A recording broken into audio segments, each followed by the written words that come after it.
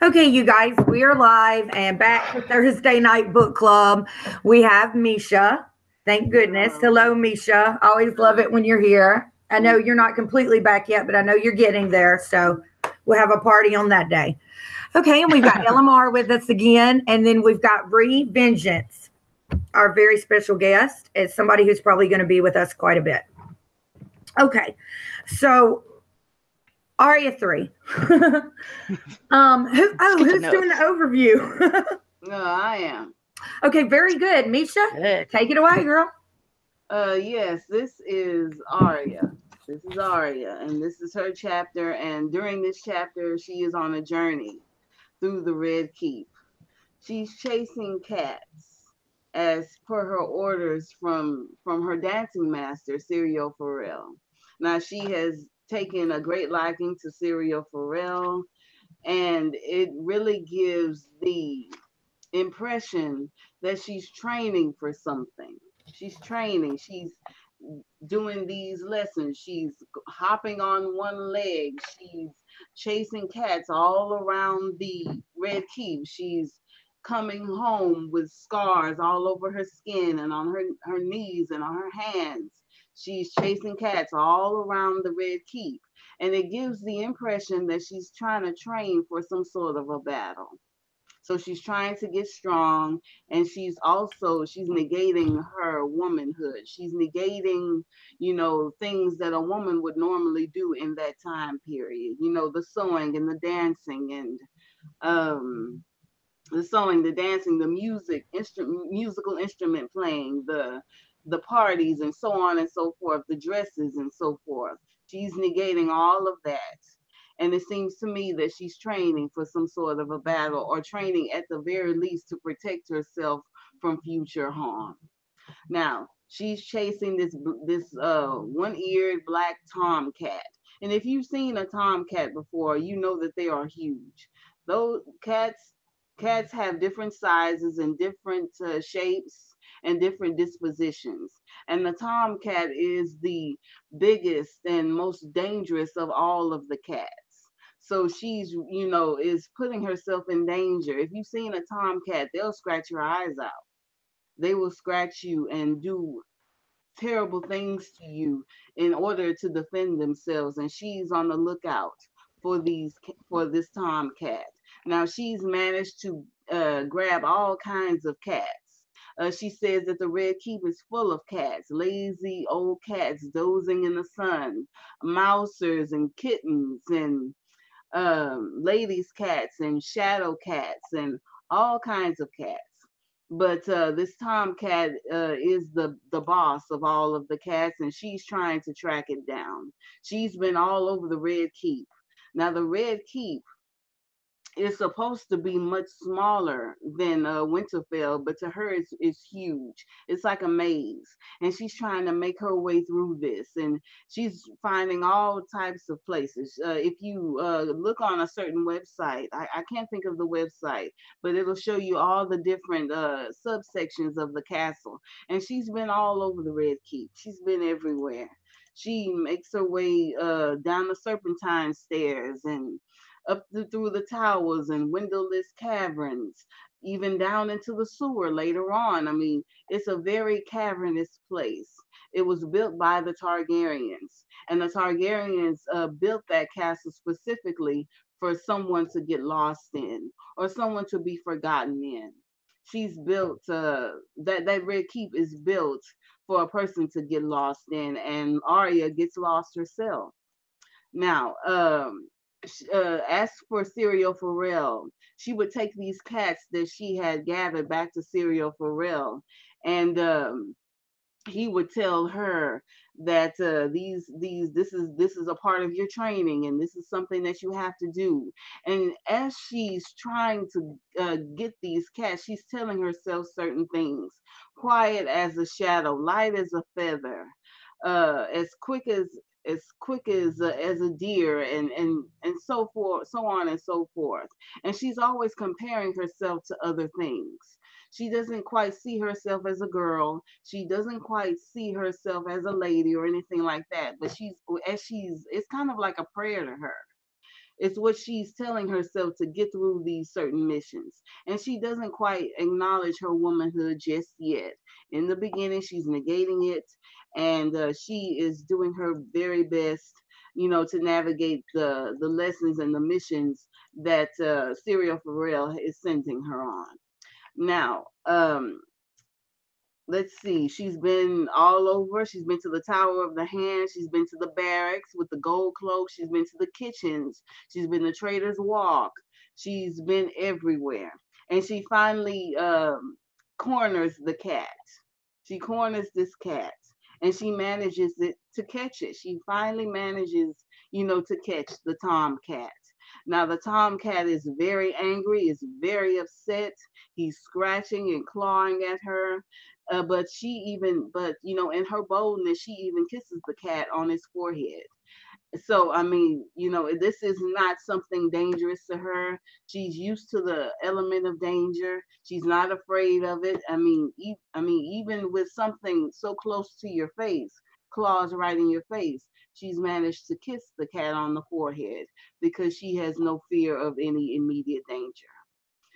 Um, Now, as she's going to take the cat back, she gets interrupted by the prince and the princess, Princess Marcella and Prince Tommen. And a few of the Lannister guards are with them and one of their scepters. Now, it's very interesting, these children talking to each other. Now, Marcella and Tommen have been to Winterfell, and they don't even recognize their Arya at this point. They've already, they've already been to Winterfell, met all the children, talked to everyone, but they don't even recognize her. And I can't really hold it against them for not recognizing Arya because she looks ragged now. She's not wearing the silks and the skirts and so on and so forth. She's not had a good bath. She's not wearing clean clothes. She's in rags and she's shabby looking. So the prince and the princess don't really recognize her at this point. She was afraid. At the first, when she met the prince and the princess and the guards and the scepter, she became afraid of them. I think this is the first time in the chapter where we see a little bit of fear from Arya. She's very fearful at this point. She doesn't want to get in trouble with her father, so she manages to run away. Now, she in her haste to leave, she knocks over Tommen. Now, I think, as we all know, to strike royalty is an act of treason. She's just committed treason by knocking over Tommen. So she really, really has to watch her step now. So she's managed to get around the guards. She's knocked over Tommen. She's listening, against the wall in the caverns, trying to see if they're coming after her, and she manages to get away from them. Now, as she's sitting up against the wall, she comes upon the cavern with the monsters.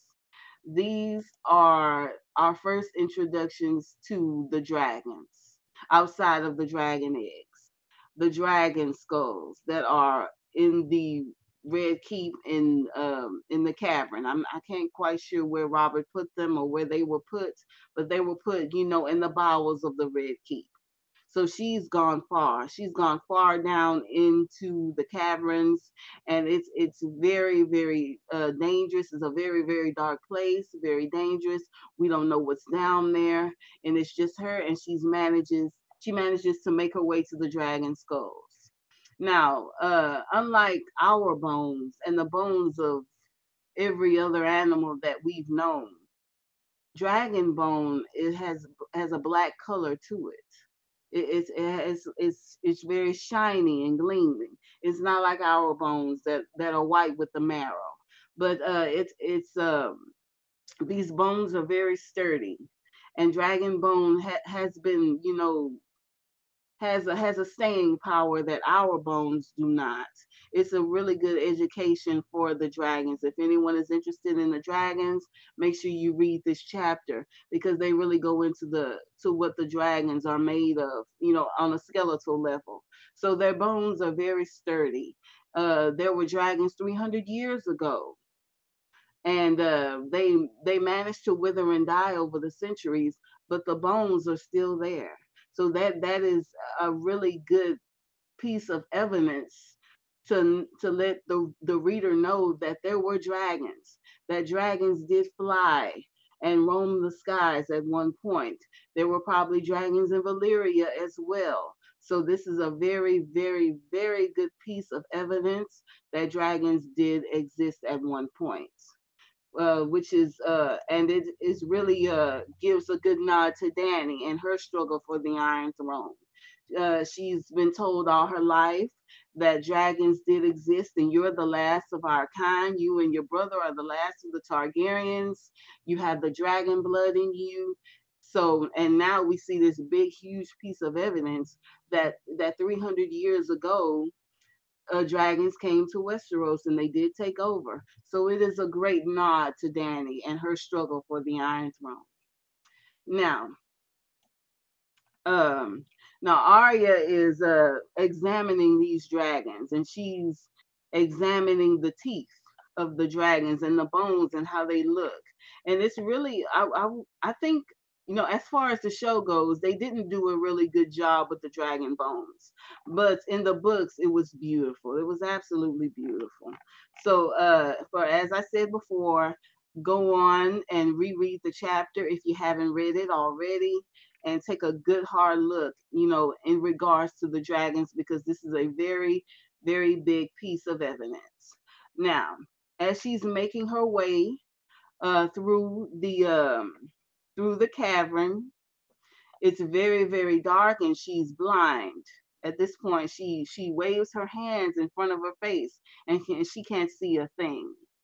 But her water dancer says that a person who is blind can use all their other senses to make their way through life and make their way through the world. And I think that is true. A water dancer sees with all of their senses. So I think that's a really good point to all of our people who have lost their vision, who are suffering some sort of a blindness, or suffering a missing one of their missing five senses. You don't have to have all of your senses to make your way through the world. You can hone your other senses around your disability. So for all of my people who are suffering, who have lost their sense of touch, or their sense of eyesight, or their hearing, or any of the other senses, you don't have to let that stop you. So I think that's a really good hidden lesson, and that George R. R. Martin has taught us with this. And Arya, for having lost her sight temporarily, she does her best to try to hone her other senses, especially her hearing around her temporary blindness. Now, let's see what else. Oh, now she makes her way down the hallway, in this darkened hallway, and she runs up on, I'm assuming, a well, a big huge hole, as dark as the steps to what does it say? As dark as steps to hell itself. In the chapter, some kind of hole in the bowels of the earth. And she peered over the edge, and she sees, as best as she can, two men in the darkness making their way up that hole. Now, these two men, we've both seen these men before.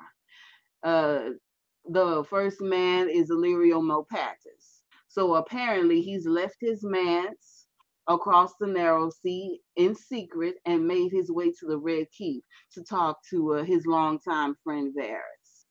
So Varys and Illyrio Mopatis are having a private conversation, but little do they know that Arya is listening in. In the show, it is said that the walls have eyes and ears in the Red Keep, and apparently they do. Apparently they do. Now they have gone to great lengths to try to have this private conversation, but apparently someone is there and someone can still hear them. Now they're having a very, very interesting conversation, a very revealing conversation. They're talking about Ned Stark. Now, back in Eddard's chapter, he found one of Robert's bastards. One of Robert's bastards in what's his name? Gendry Waters. Gendry Waters is one of Robert's bastards. And now Illyrio Mopatis, who was supposed to be across the narrow sea and have no part of this, he's talking about this very same thing to Varys. So we know that Varys, pretends, he pretends to be loyal and faithful to the crown, but he is obviously not. I mean, it kind of gives the story away very early. Now, for people who have read The Dance of the Dragons, the epilogue, we get to see Varys and he shows his true colors to Kevin Lannister.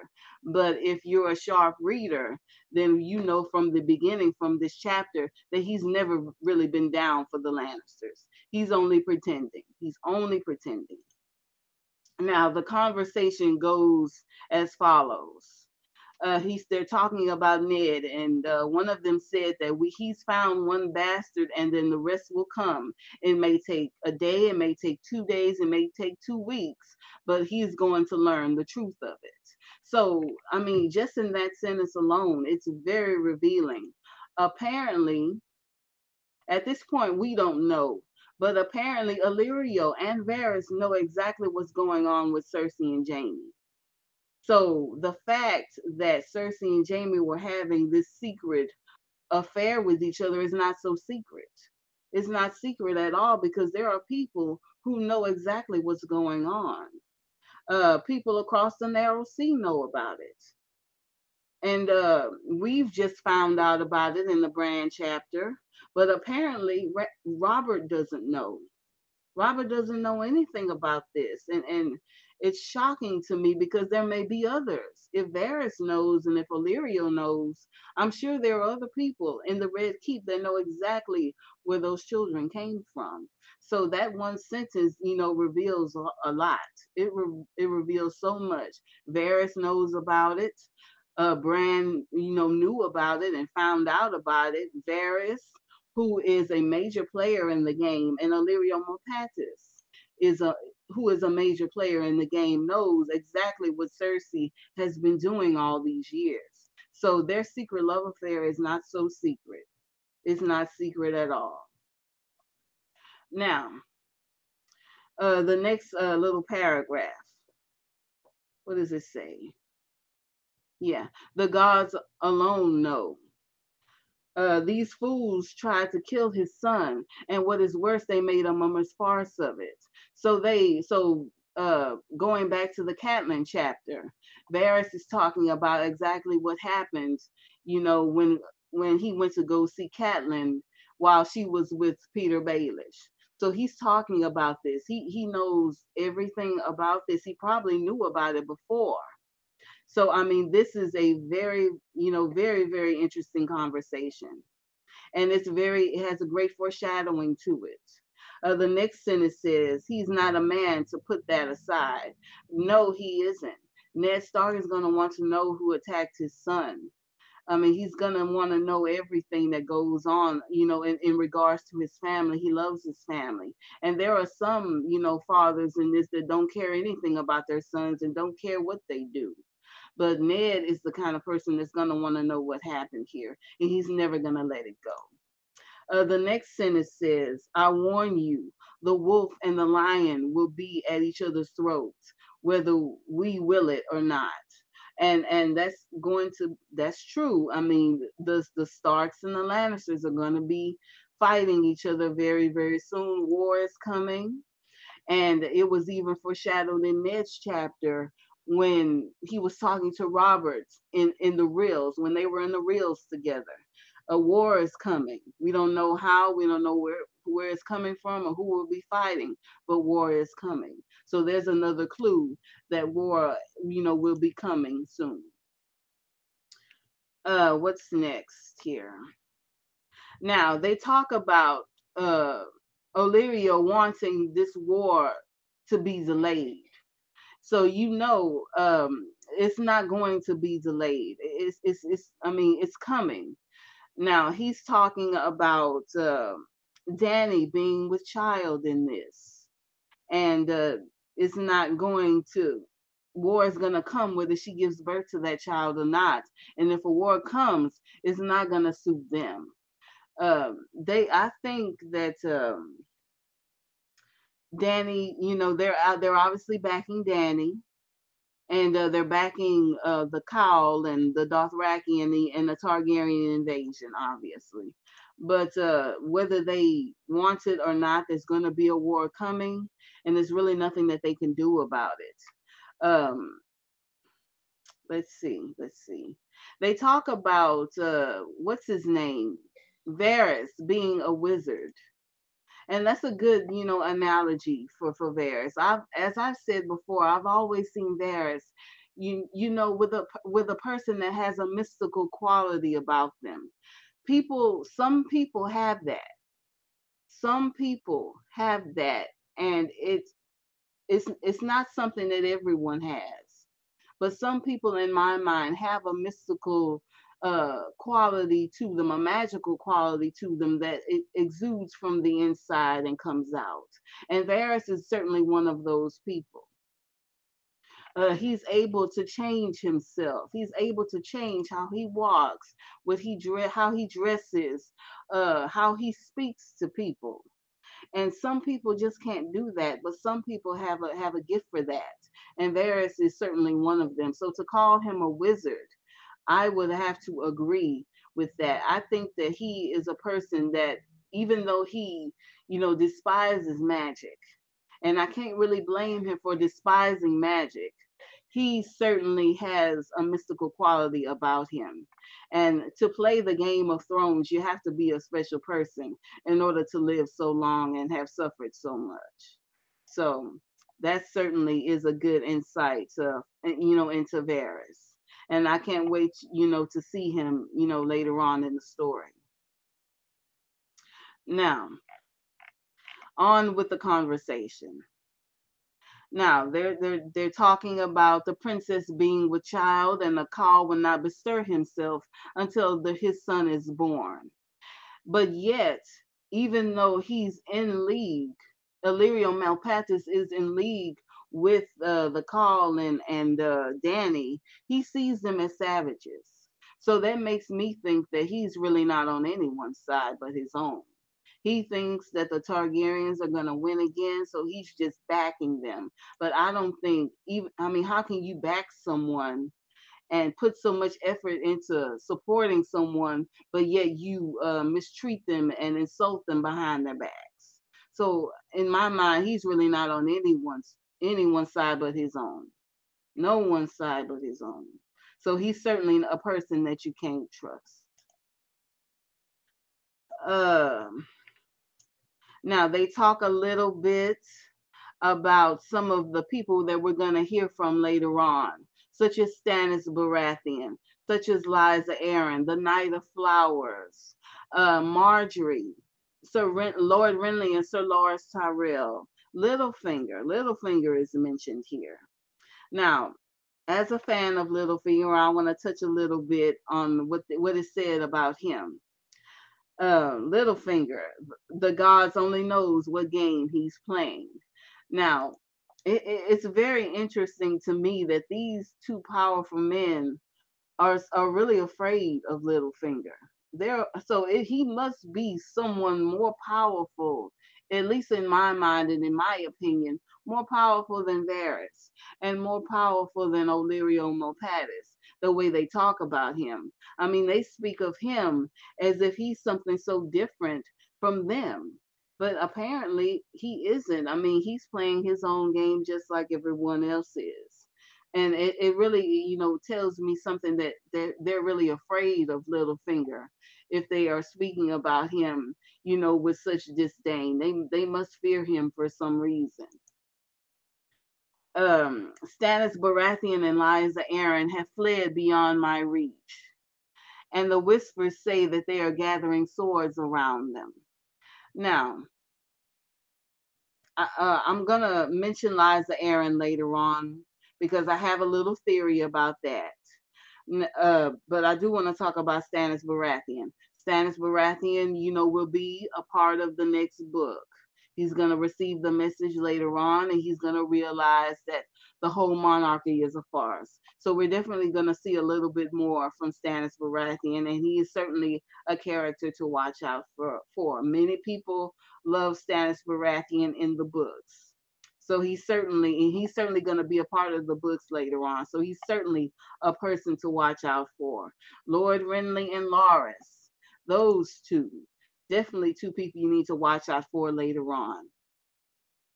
But even more than Lysa Arryn and Stannis and the Renleys and Marjorie, Varys is more afraid of Lord Stark. He's afraid of Lord Stark, which is very interesting because Eddard Stark is not a frightening man. What is he afraid of? What is it about Ned that frightens him so much?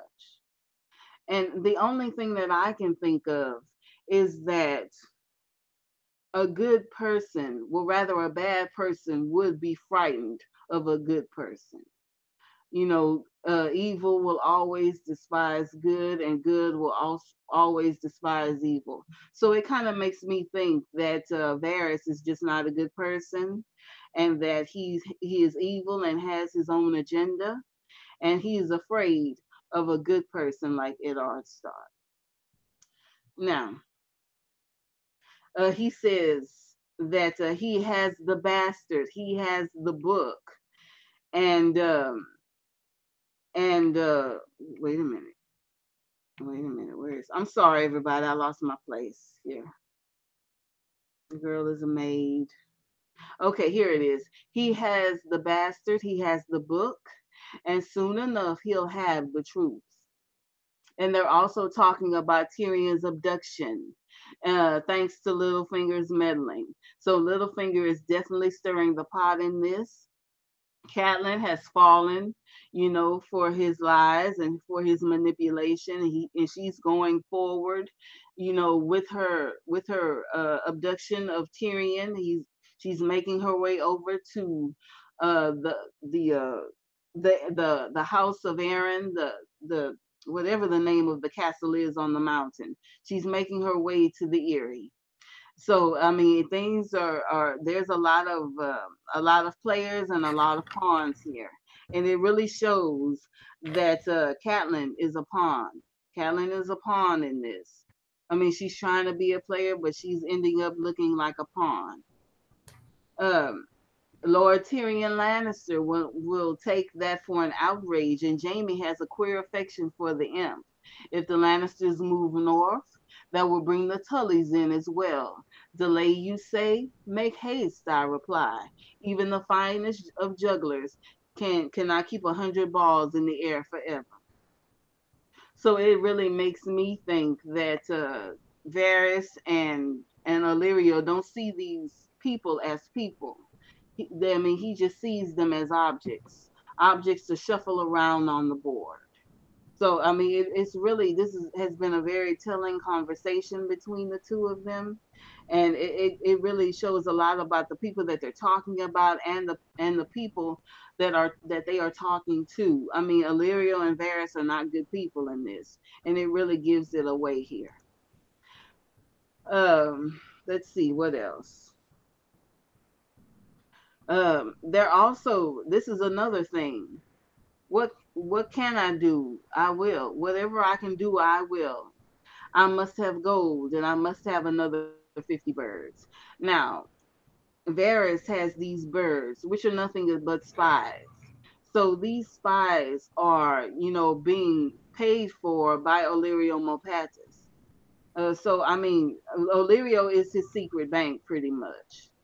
I've always kind of wondered, where he got all his money from to pay all of these spies that he has running around all over the castle, because he doesn't work, he doesn't have a job, he doesn't have, you know, some kind of recognizable income coming in. So he must have some money coming from somewhere, and apparently Illyrio is his bank. Illyrio is his bank. I agree. We always hear, you know, cheesemonger. Yeah. And they, you know, and that's the funny thing. While they sit here and downgrade people and just call them by these labels that they have for them, he is thought of with disdain as a cheesemonger. Mm-hmm. Like you hear Tywin at one in one conversation make reference to some. He doesn't say Illyrio Mopatis, but he says, "Oh, so you want to go?" I think in a conversation with Tyrion, something about, you know, socialize with cheesemongers or something like that. So, yeah, it's funny that he's such a snob when there are people who consider him less than, you know, elevated in status. Mm-hmm. No doubt about it. I mean, these people are so two-faced. And this is a prime example right here in this chapter about what's going on here and how two-faced these people can be. I'm sorry if I'm running a little long. No, you're cool. This is a big chapter, and you know, a lot of people in the chat. I know a few people. It's good to go over it and kind of, you know, yeah. But let's go back and touch on some things in the beginning that we probably all noticed. The first thing that really stuck out to me, somebody else jump in if y'all had something before this. Let's look at the description of those cats. You know, the one-eared big Tom cat, and this is kind of how cats are, because I've got some strays who live outside, and you guys know I have like 3 cats stalking around here. There's one who is kind of the leader of the pack, who is that cat that you and all the other cats kind of bow down to a bit. And we definitely get a reference to the one-eared big cat, but also there are people who think that this is what Rhaenys' cat. One of the Targaryen children that was killed by the Rhaegar's daughter. Yeah. But then also just the way they're described, I wonder, could these cats not represent different players in this game at this moment in the timeline? I mean, just lady cats, shadow cats, kittens, young players, mousers, kind of aggressive players. They call him the king too. The black tomcat, they refer to him as the king. One of the Lannister guards, or the Gold Cloaks, I think it was actually, called him the king of the castle. You said you don't want to mess with that one. Right, exactly. Did you guys have anything on that? Oh, yeah. I did. Okay, somebody go ahead. Oh, God. I know. I just noticed it. And, like, it was talking about the ladies' cats that were all combed and pretty, and the kittens with their claws as sharp as needles and stuff. It reminded me of Arya. The ladies' cats obviously made me think of Sansa, you know. It was just little things like that. Yeah, I'll let her go ahead. Go on, Elmar, tell us some too. She's disappeared on us now again. Oh, goodness. But no, I did. I was actually letting my doggy in. He was scratching at the door. So here to talk about cats. He would not stop if I just had to let him in. Yeah, with the cats, with the descriptions, there are a couple things I noticed.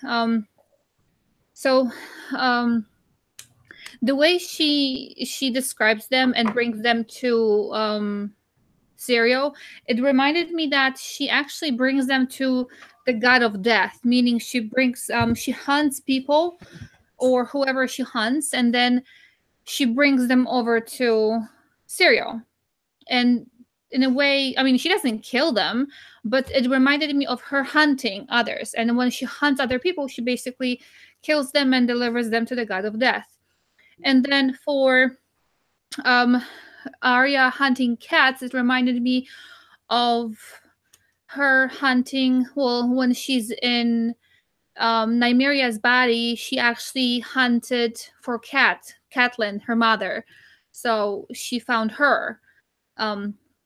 I know she's not a cat, but the way it's spelled or said, they say cat, why not cat, as in Caitlin or Catlin. And then for the tomcat, it reminded me the way his description was made.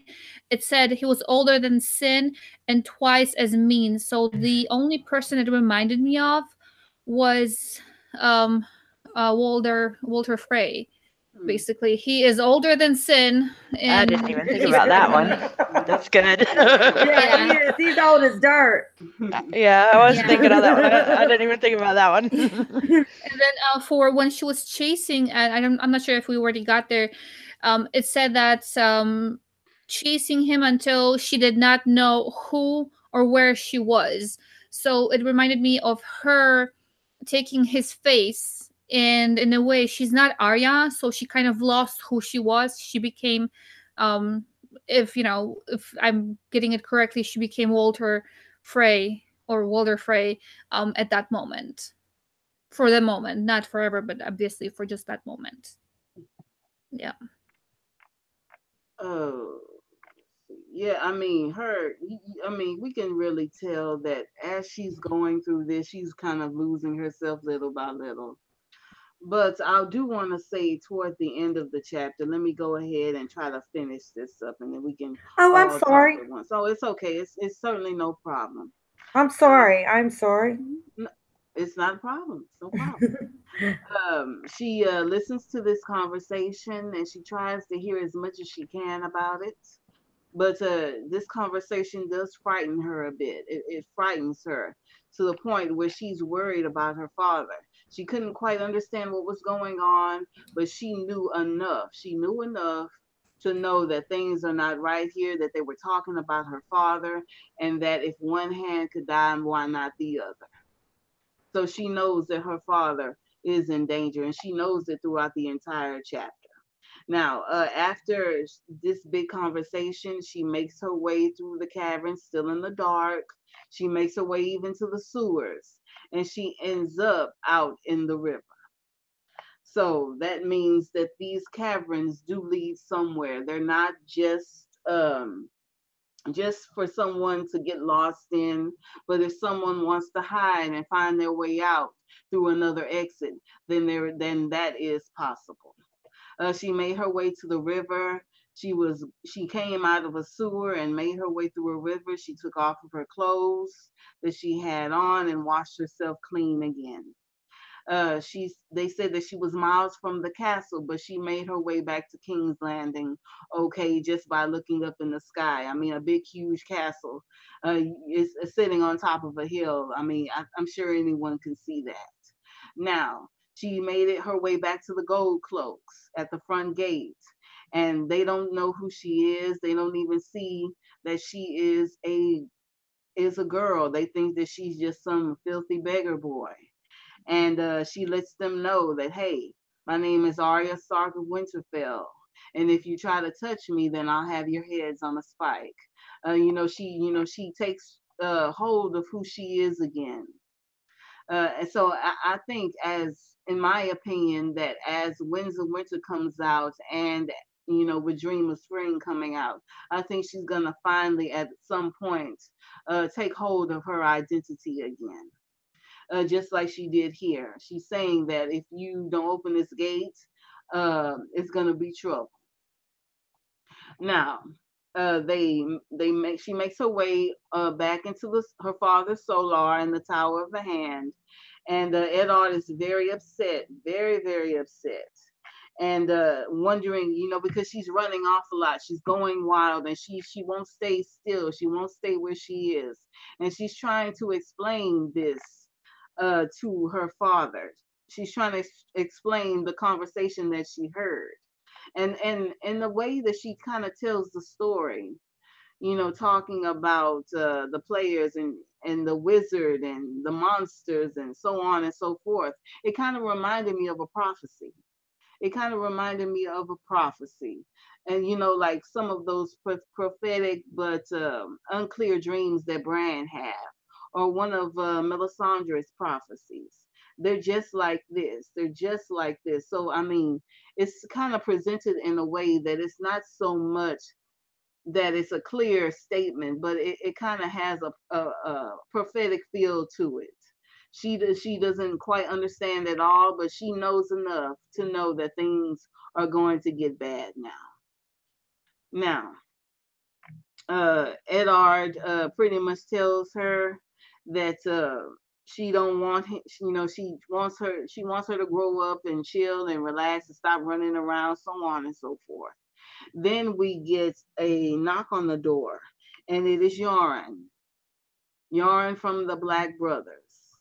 And we all kind of know what this conversation is. He was with Tyrion. When he was arrested by Catelyn Tully. So now he knows all of what Catelyn is doing now. And he's obviously going to back her. So that, is going to have the Lannisters and the Starks at each other's throats.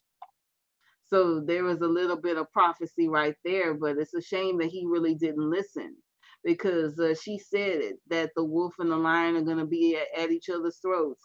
And then here comes Yarn in here, a Black brother, a person that's really not a part of the situation, coming in to tell Eddard that his wife has arrested a Lannister. So it's a shame that he really didn't listen, to what Arya had to say. She's sent away with Desmond, and she's talking to Desmond about are there enough guards? Are there enough guards? How many guards does my father have? What's going on here? And Desmond says there were only 50 guards, but she knows right away that maybe he should pick up a few more guards because the Lannisters have far more. So, I mean, she's worried now. She's worried, and she has every right to be. And then she says one thing right here at the end. What if a wizard was sent to kill him? And so she's and that's kind of interesting too, because the wizard is Varys, of course, but I also have to think about the other wizards in this story, such as Dany's wizard and Quaithe and the wizards of the Red. What are those wizards called? Melisandre's people, the R'hllor wizards, and so on and so forth, and what kind of magic they have. But Desmond pretty much says wizards die the same as others once you cut their heads off. So, I mean, just as far as the magical element of the show, I'm sure they're going to come to an end as well. And I think Varys will also meet his end toward the end of the book series. That's pretty much my overview. I did the best I could. Sorry if I ran long. I'm done. Are there any observations that you had about this? Anyone on our panel? Please. Yeah, this chapter was one of the I guess most interesting, although all of them are interesting, right? I can say that every week. Oh, this is the most interesting. No, this one is the most interesting.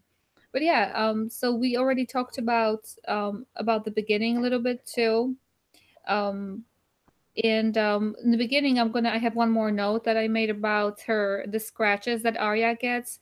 Oh yeah, I did too. Mm-hmm. Yeah, she says or somebody, I think Syrio says to her, or she recalls him saying that to her, that your enemies will give you more than scratches. So to me, at least the way I react to when a cat scratches me, I get scars. At least this is the way I react.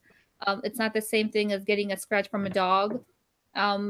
So when she interacts with people, when she fights with them or kills them, they will leave her scars, like emotional scars. So the more of scratches she gets, so-called scratches, the more different she's gonna be, the more scars she's gonna have, kind of emotional scars and mental scars. And this is kind of what we see currently with her. She's kind of not herself, not the girl we met in the beginning. So that was one more thing that I wanted to mention about the beginning of it.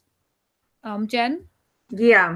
And also, you guys, I got to talk about this. Y'all know I find the most mundane stuff kind of like, what is that Mirish fire, like some mercurochrome or something? Or is he just like throwing some liquor, like some hot damn or something? You know what I'm talking about? Did y'all catch that? When every time she comes in with a new scratch, she pretty much be like, gone, shake it off. So anyway, that reminded me, y'all know what I'm talking about when you're little, that mercurochrome your mom rubbed on you. It's kind of like, I guess like betadine, but, you know, on a little wand or something, and it keeps you from. Yeah. Uh-oh. Is there an issue, Jen? Yeah, okay. Yeah, I had a small one, but yeah, that's all I was thinking. I was thinking that was funny about the Mirish fire. Yep. Rhee, did you have anything to say about the beginning of the chapter when Arya is hunting those cats, or not hunting, but still catching them? I'm not sure if Rhee. I don't think she's muted. Are you there, Rhee? Rhee? Okay. Okay. There she is. Hey, you there?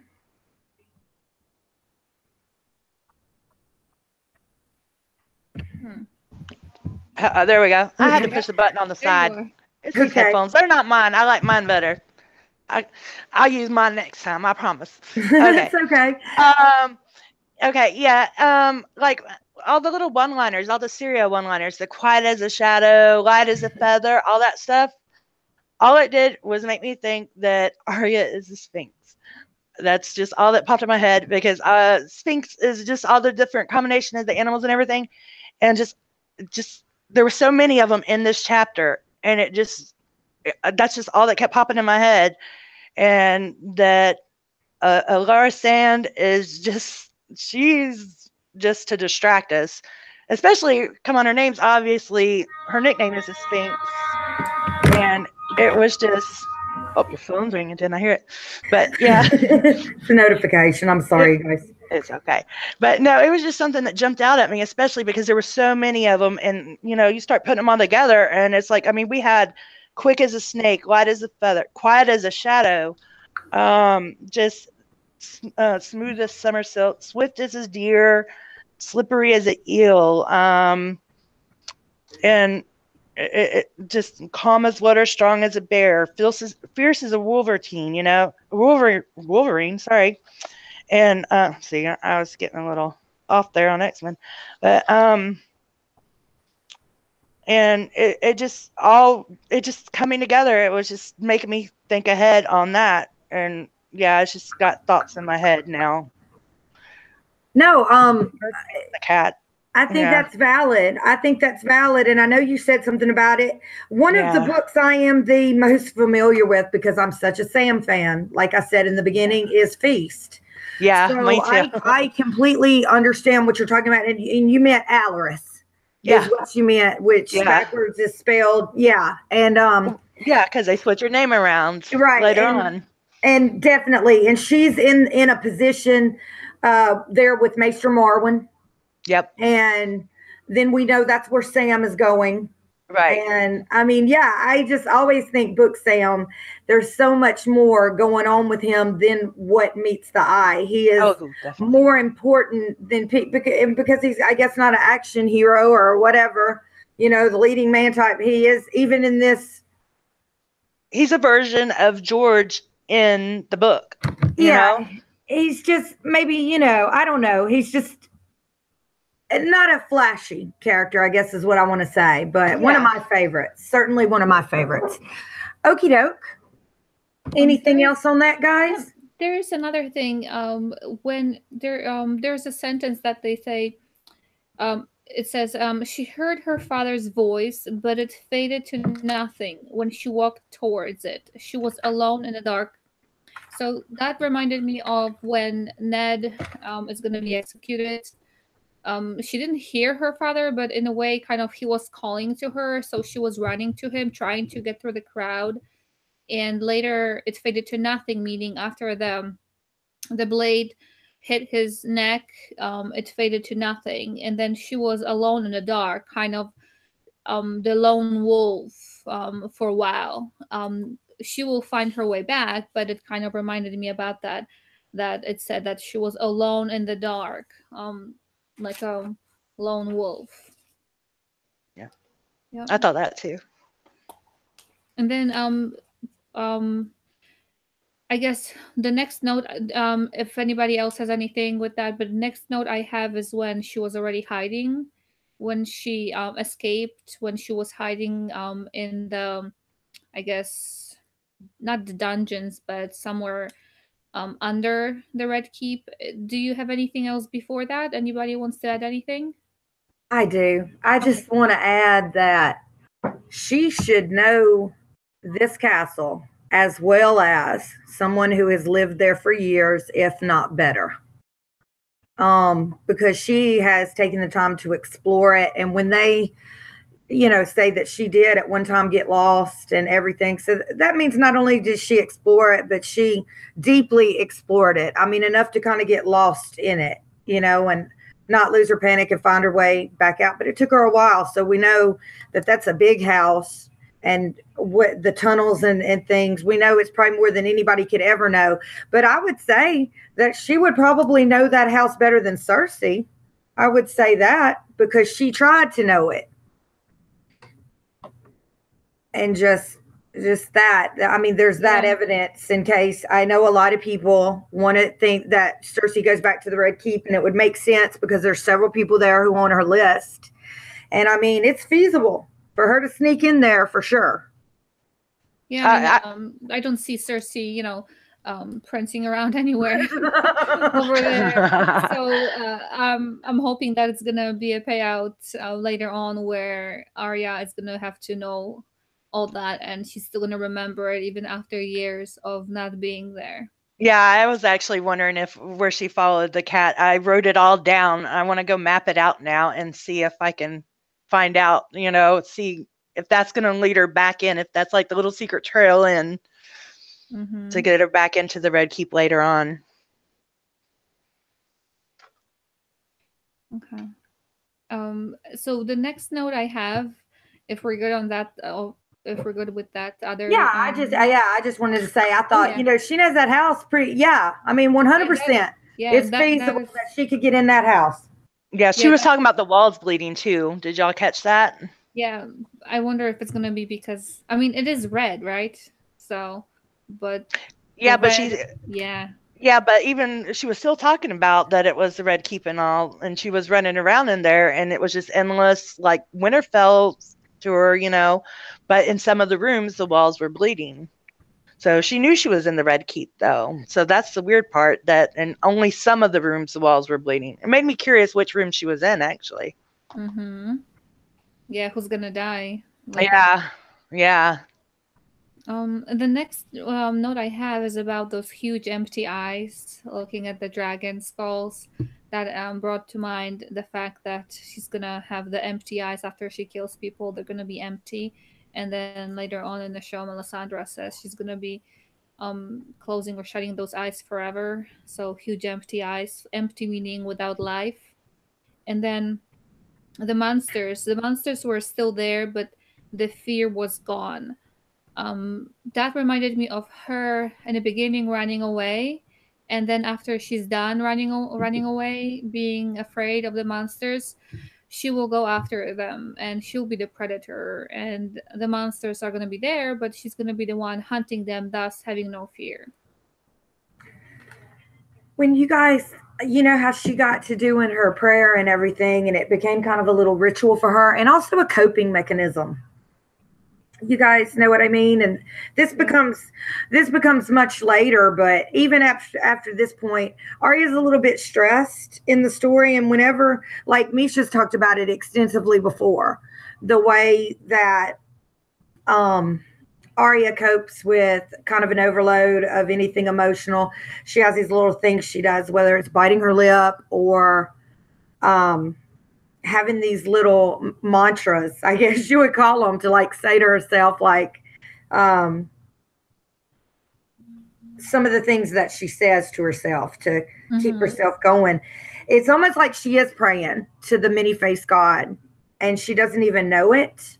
And I mean, it could be possible. Like I always say this, I always say, I think everything Arya's going through, she's meant to go through it. This is what her thing is. And I think kind of unwittingly, or it's some, in the turmoil and the stress and everything that's going on in this world at this time, and then her prayers, I think she prayed to the many-faced God without even knowing it because she didn't know about him. So she couldn't have been doing it on purpose, but this, for whatever reason, called it to her or something like that, possibly.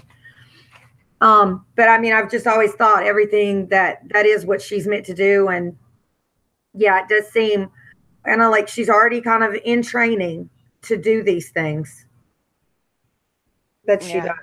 I agree. And where she's going. Anything she does. Just like Mischa had said, like,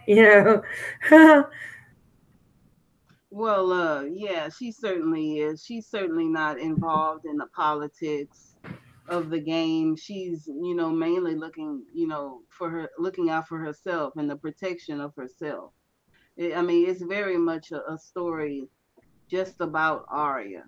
Her whole story is just about her and not so much the political aspect of what's going on in the Game of Thrones. Like, Sansa will very much be a part of the political aspect of the game, but Arya, is on a separate journey all on her own.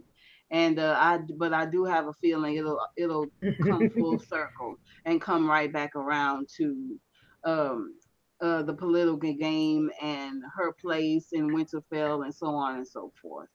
So for now, she's on her own journey, but she'll make her way back around, I'm sure. Mm-hmm. I just want to give a shout out to everyone in the chat. Thank you all so much for joining us. We're discussing Arya. Very, very interesting character, very troubled character, but she has one of the most beautifully written pieces in all of the book series. So definitely check out those Arya chapters. I mean, those chapters will have you horrified, but in a good way.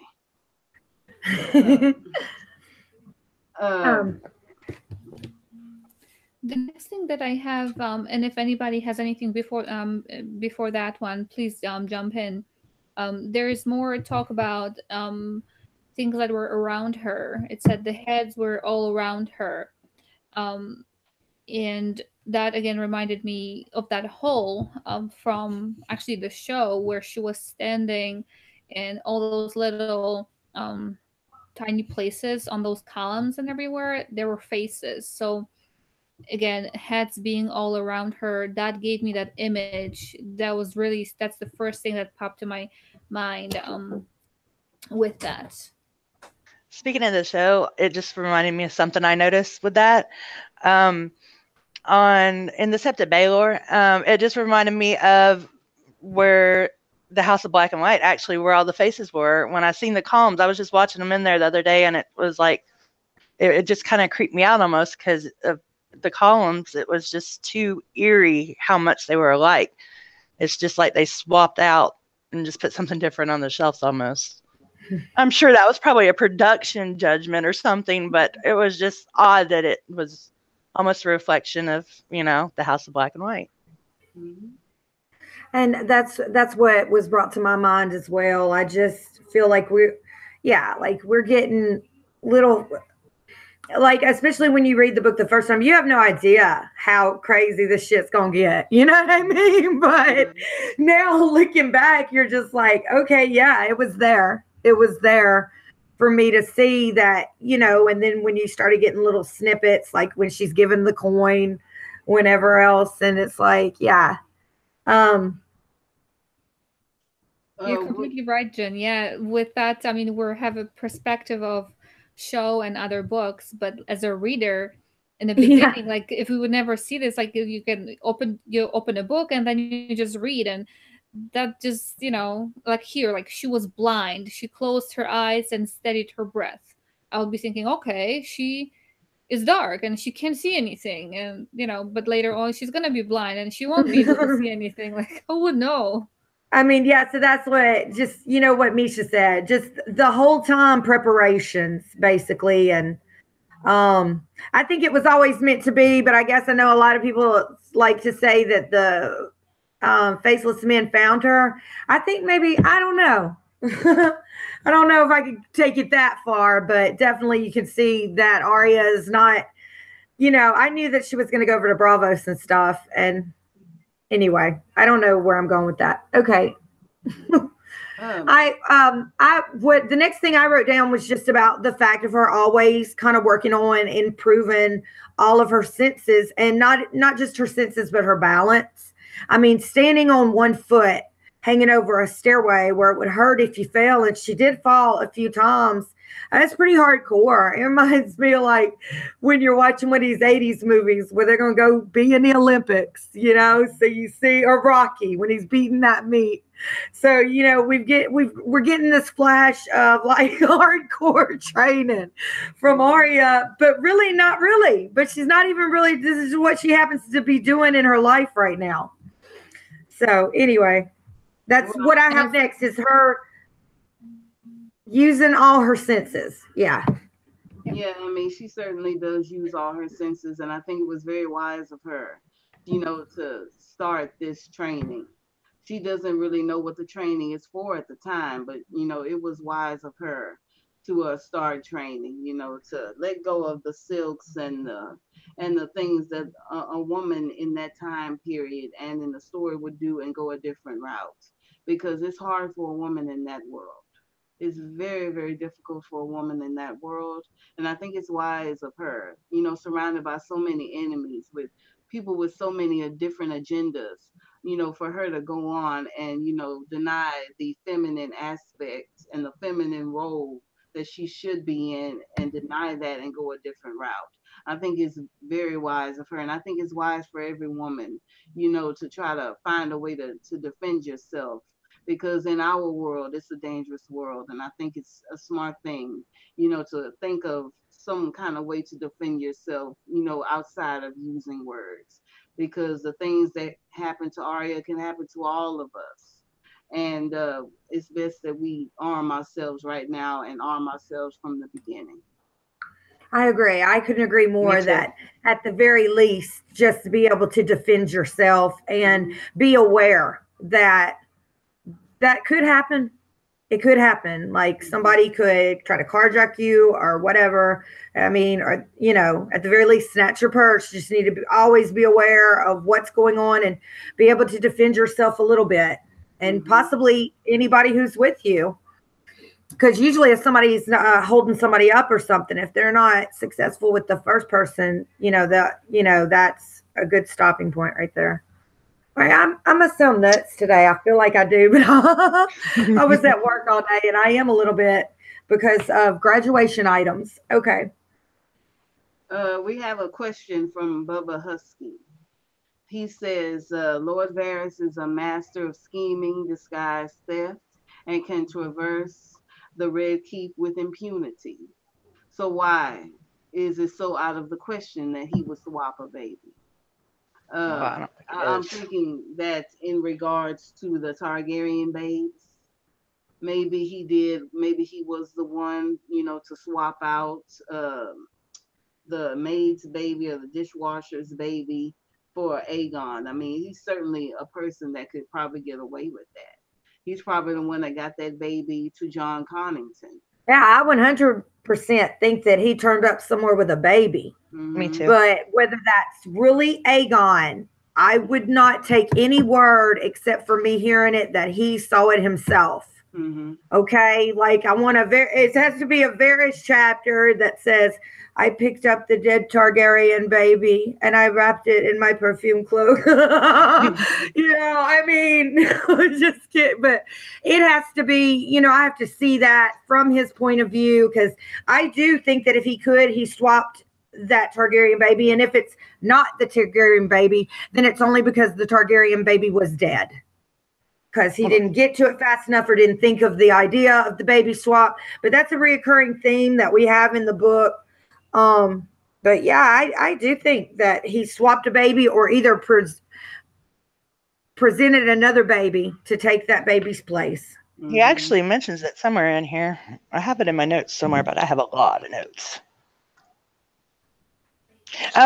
Did anyone else think that maybe possibly when they were talking about that, they've already found one bastard, and when he learns the truth and he's talking on to Lirio and all, that maybe he's talking not so much about Joffrey being a bastard, and he's talking more about, that maybe John or somebody, because he says he has him. He has the bastard.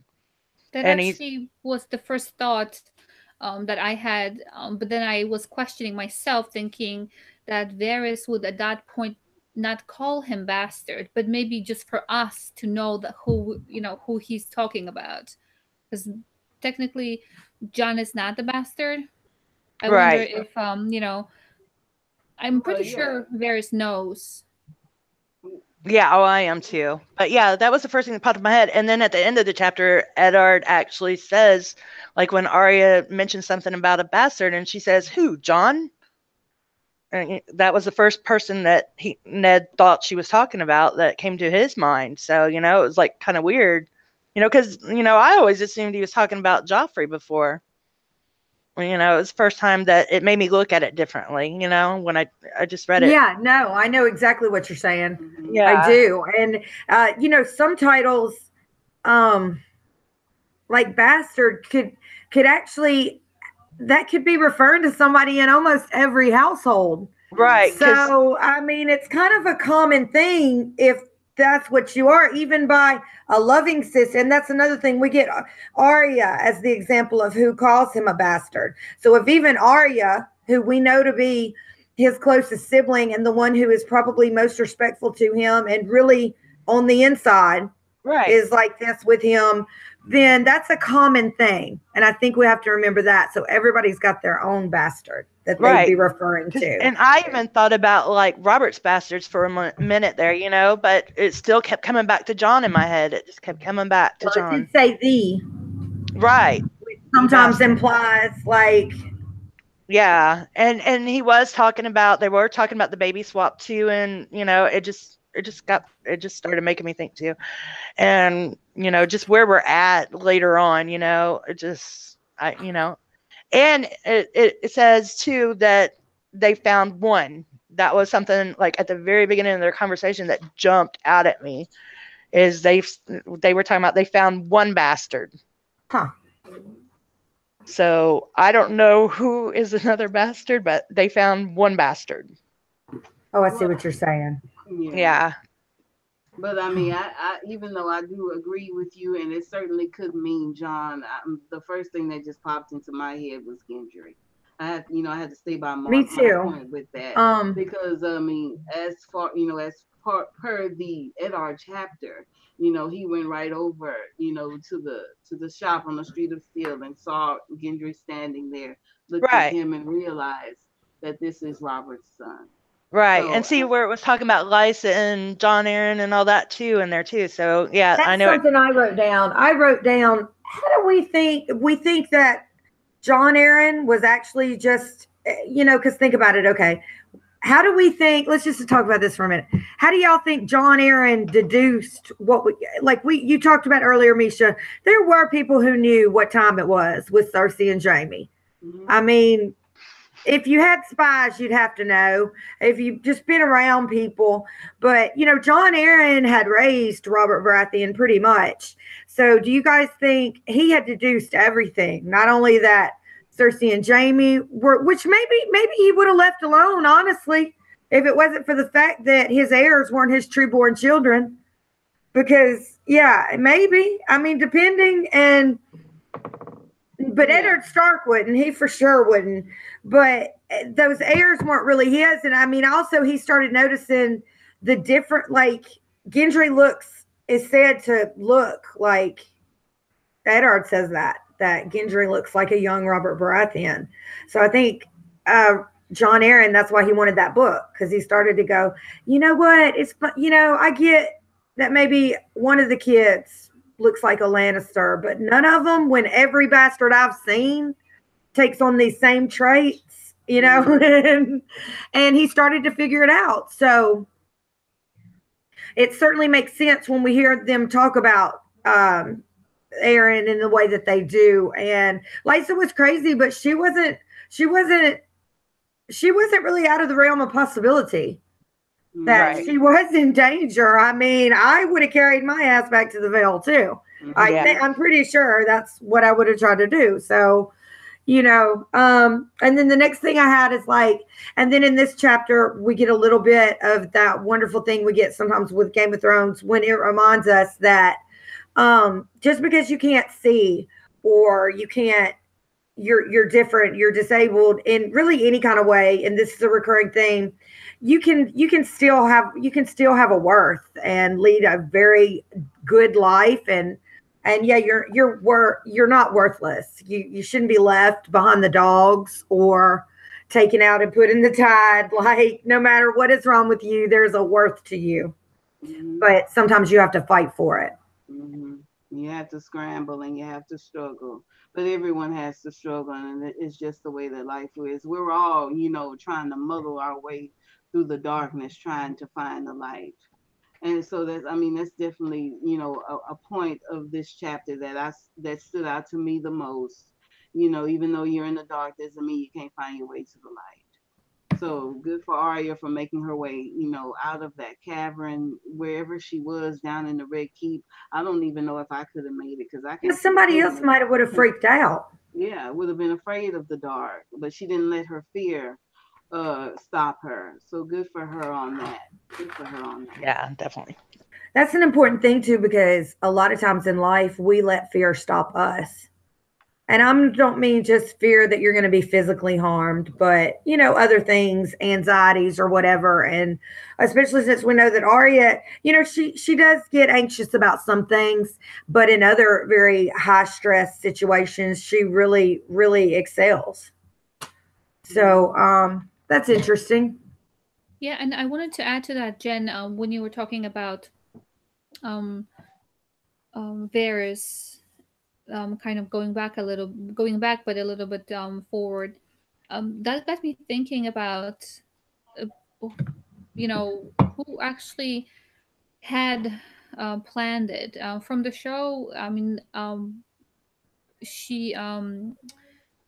Lysa says, "Oh, I poured the poison," you know, or you know, kind of she admits it to do as Littlefinger told her.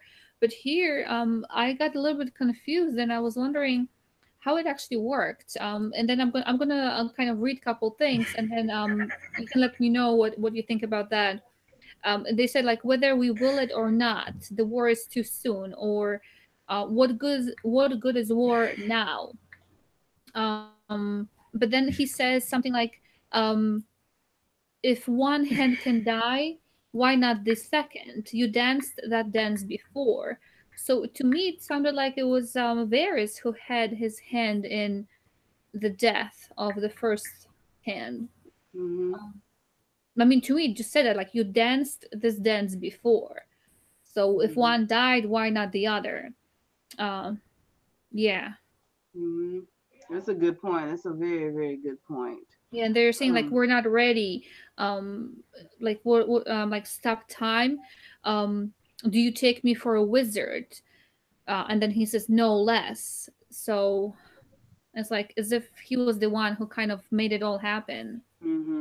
That's a good point. That's a very good point. No, very good. Yeah, no less. Meaning he does make what seems impossible possible. Yeah. So that also. Excuse me. I'm sorry. Yeah, he's a very good red herring. No doubt about it. For the people who are just reading, and maybe I gave a little piece away, but I do. He was a very good red herring. He is certainly the kind of person that could pull something like that off, and then look the other way and pretend like nothing happened. So yeah, LMR, you made a very good point there. He's a very, very good red herring. We're going to find out the truth later on in the story. But for now, he's certainly looking like a suspect. No doubt about it. Yeah. Were you reading some comments, Jen? Now, when Mischa said earlier, like, this is so silly, but it made me laugh just now again because I wrote it down. I know what you mean. You mean like he just kind of exudes kind of his own beliefs, and is very self-assured and confident. But I was thinking about Mystical the rapper. And so every time I see the name that's spelled, yeah. Mm-hmm. Like, well, speaking of music, the kind of artist that I see as a person who has a mystical quality to her is Florence. Florence, from Florence and the Machine. There's something about that woman that exudes. If you've ever heard of her music and seen her perform live, she has a mystical quality to her, and it really exudes off some people a whole lot more than others. So. Check that Yeah, out. She's one of my definitely. favorite Mystical artists. doesn't have it at all. So he's more like in your face. Yeah. Mhm. So I think it's, yeah. So, Mhm. oh Lord. Jen, let's go Okay. dancing now. Oh, um, Are there any points or anything that stuck out for anyone else in this chapter? Oh yeah. oh yeah. Quite a lot. There is something like we're still as they're walking, the way um they're both kind of look like. Again, kind of a quote, but not a quote.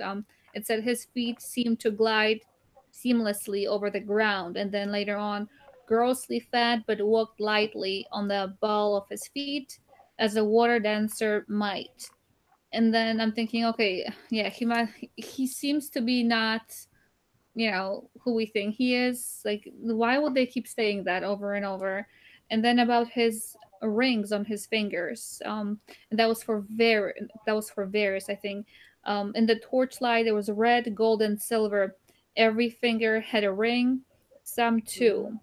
So we see Melisandre having that stone to glamour people. What if all those rings are like the jewels that can kind of glamour him or do whatever needs to be done to cover his appearance? And that's the fact that people keep saying, I heard it somewhere, like he's a merman or something. I don't know. I'm not going to go into yeah. that. I'm not going into that. But the fact that there are rings on his I fingers and think the rings are for like, I thought, and I could be wrong now. So Rhee, you get me if I'm wrong. I think you'll know this. Y'all might all know a little bit about this. I thought the rings signified the factions that he is loyal to, or either pretending to be loyal to, such as the Tourmaline Guild, the Spicers. I mean, like different people who I Yeah. think are probably other sources of money besides the Iron Bank. I think maybe Me because too. if he could borrow from the Iron Bank, then he wouldn't have, all the, and if we've already been told what kind and in which ways you could fund a war, or either maybe I'm not being fair. That's just because I've read more of the books. But people mention merchants, people mention the Iron Bank and what's in Koth, but the 13. So that's Oh, um, yeah. 12 spots. So I thought that like the tiger's eye is actually, it's kind of symbolized a faction, just different factions over there, not in Westeros, over, in the other cities, in the free cities. Yeah. Yeah, actually, Arya's heartbeat reminded me of Karth 2 with the House of the Undying. Speaking of, just the heart that was there, it just reminded me of it too. Right. But no, I agree with you fully. That's what his rings reminded me of too. I mean, I'm sorry. Go ahead, Mischa. Well, speaking of, I kind of want to add on a little bit to what I said about Illyrio being Varys's bank. I have a sneaking suspicion now that I think about it that he may be also in league with the Iron Bank. As everyone said before, that he has certain ties to other factions over across the Narrow Sea. I certainly believe that the Iron Bank is a part of this as well. So maybe, if I'm honest, maybe the Iron Bank is working against the crown.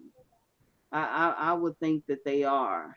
And once we get into the feast chapters and Cersei chapters and the way she talked, to the people of the Iron Bank and how she refused to pay the debts and so on and so forth, uh, people think that it was Cersei who tore the Iron Bank away from Westeros, but I think that the Iron Bank had been against the crown and Westeros from the beginning. If Illyrio Mopatis, is a part of that system as well. I mean, everything kind of connects, in my opinion, in this storyline. And then we see Varys here, and then he's being funded by Illyrio, and Illyrio has ties across the Narrow Sea. So I just see, in my opinion, that Varys and the Iron Bank and Illyrio are all working together against the crown, trying to back their own horse, or doing it for the sake of themselves or someone else. But I mean, I could be wrong. It's just a theory, but No, I agree 100%. I just can't ferret out the factions yet, but I know that he could give two F's about the Lannisters and the crown, at least in its current situation and leadership. It's very interesting. I would like to know what Varys and Illyrio care about, because I don't think they care too much about anyone but themselves. I just don't see them, they may be backing Targaryens and the Dothraki and so forth, but I don't see how they're really backing anyone. They're Yeah, I all think they out got for ulterior themselves. motives. Yeah. No doubt. They certainly put several up for the position and let them fight it out, didn't they? It's like they nominated 3 people and threw them in a fighting pit. You know what I mean? It was like, all right, whoever, fight to the death, except for a longer game. So we will certainly, that's something I've got my eye on. But that's another thing, you guys. Things that we talk about on here aside from book club, I don't know for sure how something's going to go, but I might think that several ways are feasible, and that's why we talk about them. This is exactly why we come here. There's so many discussions, so many theories. We can't get to them all. No, and we certainly can't. We can't break this chapter down for every theory I've heard about even Arya and be done in 2 hours. So we're doing the best we can. Exactly, that's true. Okay, so where are we at now with I wanted to talk about one thing. Now I know that does end up being the Lannisters that take the Starks out, but we saw way back in, wasn't it a Bran 1, when they come upon the dire wolf with the antler in its throat, and it's choked on it or it's killed it. And even though they end up into it with the Lannisters, and Arya knows this, and she's tense and stressed the rest of the time. And at the time, especially when you're first reading, that's what makes you really pissed at Sansa, is the fact that not only is she a tattletale snitch, but she's fixing to get her dad killed. And I know the first time I read the book, that really shocked me. Well, not really. I had seen the show, but then I went and read the book. So I had the benefit of the first season, and this is a book that when I read it, I definitely see it in my mind. So, Sansa in the show, I don't want to. In the show, they kind of whitewashed her part in it. They whitewashed it, they glossed it over, and they made her the total victim. But in the book, she's really not, because she did, snitch on her father. She snitched on the plans to Cersei, and Cersei, with the knowledge, made her move against Eddard. So even though I feel sorry for her in the books, and I do, I can't forget her part in it. And it made her role in the show so much more hypocritical, because she's so angry at all these people that did her family wrong when she was the main one. She chose the fantasy. She wanted the fantasy of her prince and so on and so forth. And even though she's a child, and I don't want to pin down, well, rather look down my nose at a child. But I mean, she knew what she was doing was wrong. She knew it in the books. And I when they killed Peter Baelish, I just, I'm a Baelish fan, and I just felt like that whole death was hypocritical.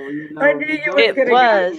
I knew you was gonna go there. Yeah. Go there, Mischa. Go there. It's okay. Go there. I don't know that you're ever gonna be over that. I don't know that you're ever gonna be over that. Well, at least he's still alive in the books, and I like him better in the books than in the show, to be honest with you. 100%. I don't mind him dying, but the way they did it on the show, it just felt like it made Sansa look like such a hypocrite. She's pinning the whole mess on Peter Baelish, and she was the ringleader.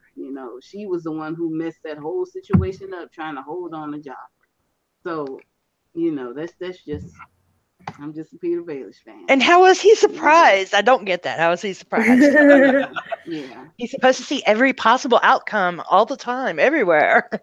No, I don't like it. It was wrong. I had to get off on a tangent, but what I was trying to say though was that even though the Lannisters don't bring the Starks down, really kind of, if you want to be super, like what jumps it off is basically Robert never doing right too. Robert plays a role in all of this from the fact of all the things he basically just did whatever he wanted to do and left a hell of a mess in his wake. And then kind of like, that's really when he comes knocking on their door, that's when, things really start to, like, they should have been like, no, we can't, you can't come by our house. But whatever. All right. There was one more thing that I had wanted to mention, if I can. Yeah. Liza Aaron. Oh. Now, Varys said that Liza has fled beyond his reach. And this goes towards the Winds of Winter, and this is my cheap plug of my review of my and the Dangers of Wind series. But I have to wonder, is Varys, back within the scope of is Sir Shadrack a spy for Varys? I know he's a bounty hunter, but I have to wonder, was he sent specifically to the Vale, just to spy? I think so. I think so too. I think so too. Yep. I do. And I'm worried for her. And especially after watching that episode of Sansa and the Danger of Winds. Like, I left away from that that episode you did of that series. Put a link if you have it, or somebody put the link up. But I really think that, that's her biggest risk is actually this spy Shadrack, and then that's the one who's called the Mad Mouse. The Mouse. Yep. Yeah. Yeah, that's the most worry I really have for Sansa right now is from those characters. But it could end up being a good thing. What if one ends up saving her from something else worse, kind of like the Hound did? Well, Get her away. Certainly possible. I personally just can't wait to see the Winds of Winter and read it. And it's a shame that they haven't brought it out sooner. I think so too, and that's what I say. So, I know Sansa's faults. I do. But I also see her potential and her growth. And she's one of, so far from what I've seen, I like her Winds chapter. It's very good. I just need some more. Yes. No doubt about it. We all do. Certainly, it's what I'm waiting for. If you have any questions, chat, please leave them right here in the chat and we will answer them. No doubt about it. Marie has something there. Oh, Marie, where? Okay. What is it? Can you read it for me? Sure. Yeah, thank you. Perhaps when Ned killed Lady, it caused a disconnection between Sansa and her father and was never healed because Lady died at Ned's hand. And in the cells, Ned thinks of this and wonders, what have I done? I think that's a really valid point. I think at least unconsciously, maybe he thinks that even he's not like a superstitious person who was, going to be like, I absolutely can't do this. I'll go to war to not kill this wolf. But after he thought about it and thought about the things that had happened, I think he might have thought, yeah, very feasible, and especially in a fever. Like, I'm the one because you're irrational too. When you're somewhat beautifully irrational, I think sometimes when you have a fever, where you think of something that wouldn't have really, I don't know. I think it's very possible that he thought back and just said to himself, what have I done? And that's what he meant. But not only that, the killing of Lady, the leaving the North, because he said many times that he didn't want to go. He had a bad feeling right from the start before Robert or Bobby or whatever everybody's calling him these days, came down there to stay by him. And then, he left with him, which was even, worse. It's just a foreboding feeling the whole time with that. Yeah, Robert. Oh, poor Robert. and I'm just gonna repeat what I said about him before a while back, that I think he knew exactly what was going on with Cersei and what was going on around him, but he just chose to ignore it. Drown his suspicions and his common sense and alcohol and vagina, and just let the whole thing waste away around him. I mean, he just didn't. I think he knew. I don't think he was the foolish person that everyone made him out to be. But I mean, I think he was a very intelligent person, but he just didn't want to face it, So I mean, I kind of feel sorry for a person like that suffers that, but then again, I can't, because he should have been more mindful. He should have been more courageous and more mindful, of what's really going on around him. So it's a double-edged sword, Thank you all so much for being here with us tonight. We're talking about Arya, but we're talking about everyone. It's just a very wonderful chapter. And to my people in the chat, if you haven't read it, go ahead and reread it. Absolutely. I thought it was a wonderful chapter. Arya's chapters are some of the best written chapters. The most gruesome chapters as well belong to Arya. So check her out as well, and keep your eyes on Arya, because she's going to be doing a lot of interesting things throughout this series. And I can't wait for her chapters in the Winds of Winter. Come on, George, write that book. Right. I know. Publish Come it. on, He's you probably guys. already written it. Before I had my shoulder surgery, I was just like, if something happened to me, like, what would be the worst? And I really, like, on my list really was that I didn't know how Game of Thrones ended. Mm-hmm. I know that's maybe a little messed up or whatever, but we all want an ending for this. We all want to know what's going to happen at the end. I mean, to be honest with you, I fully agree with you, Jennifer.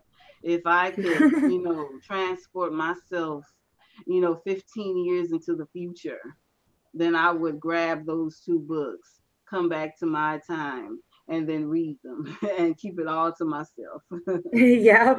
Here's another comment from Marie. This is also a good snippet. Before this, Septim Ordain told Sansa she was becoming as willful as her direwolf. Once Lady died, Sansa was referred to as a bird, a little bird.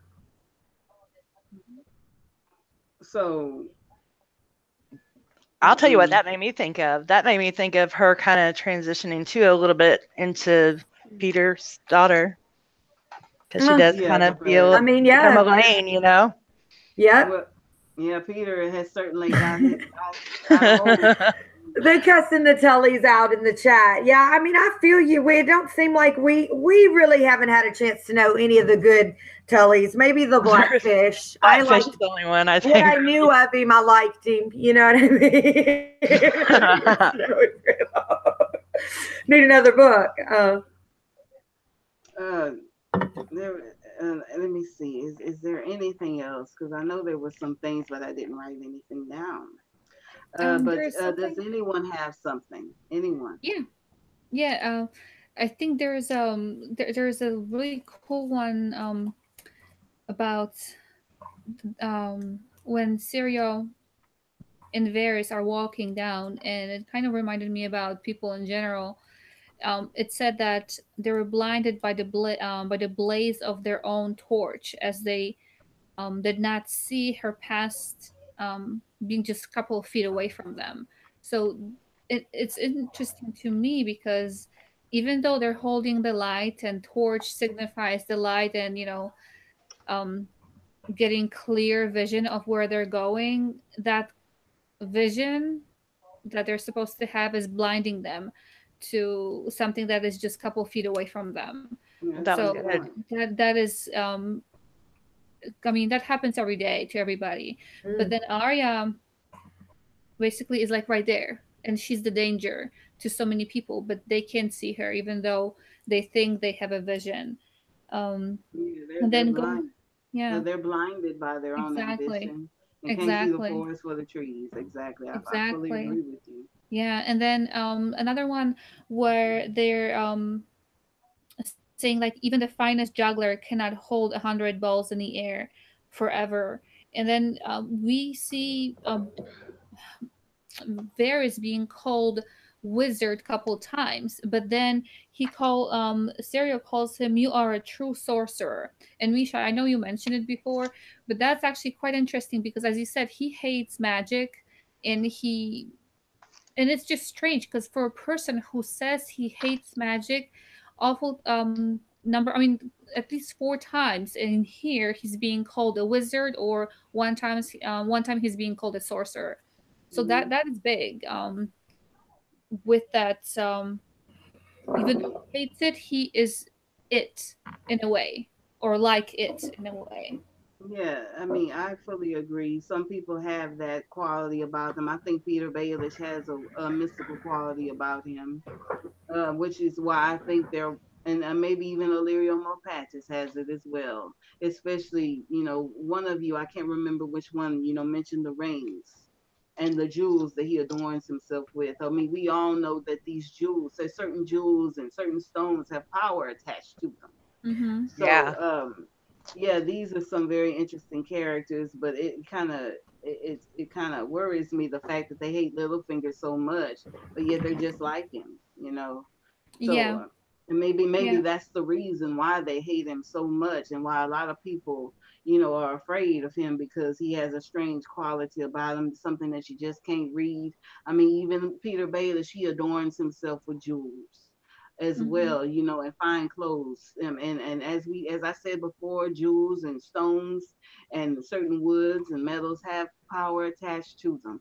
Mm-hmm. So I mean, it's definitely a sign of a person, especially in this story when they're carrying a lot of jewels or Mm. carrying some Yeah. sort of a stone And or some even sort if of they don't amulet with them. believe, even if they don't believe in what the things mean, they offer up a perfect disguise and also a perfect way if you know you're going to come in contact with a certain person to maybe seamlessly show, that maybe you're approachable about certain factions or certain things because you wear a certain thing. Illyrio did that with a tiger's eye at Danny's wedding for the tigers that came from Volantis to her Right. wedding. I So remember that. it can even very just on the total surface be used as a conversation piece, Yeah.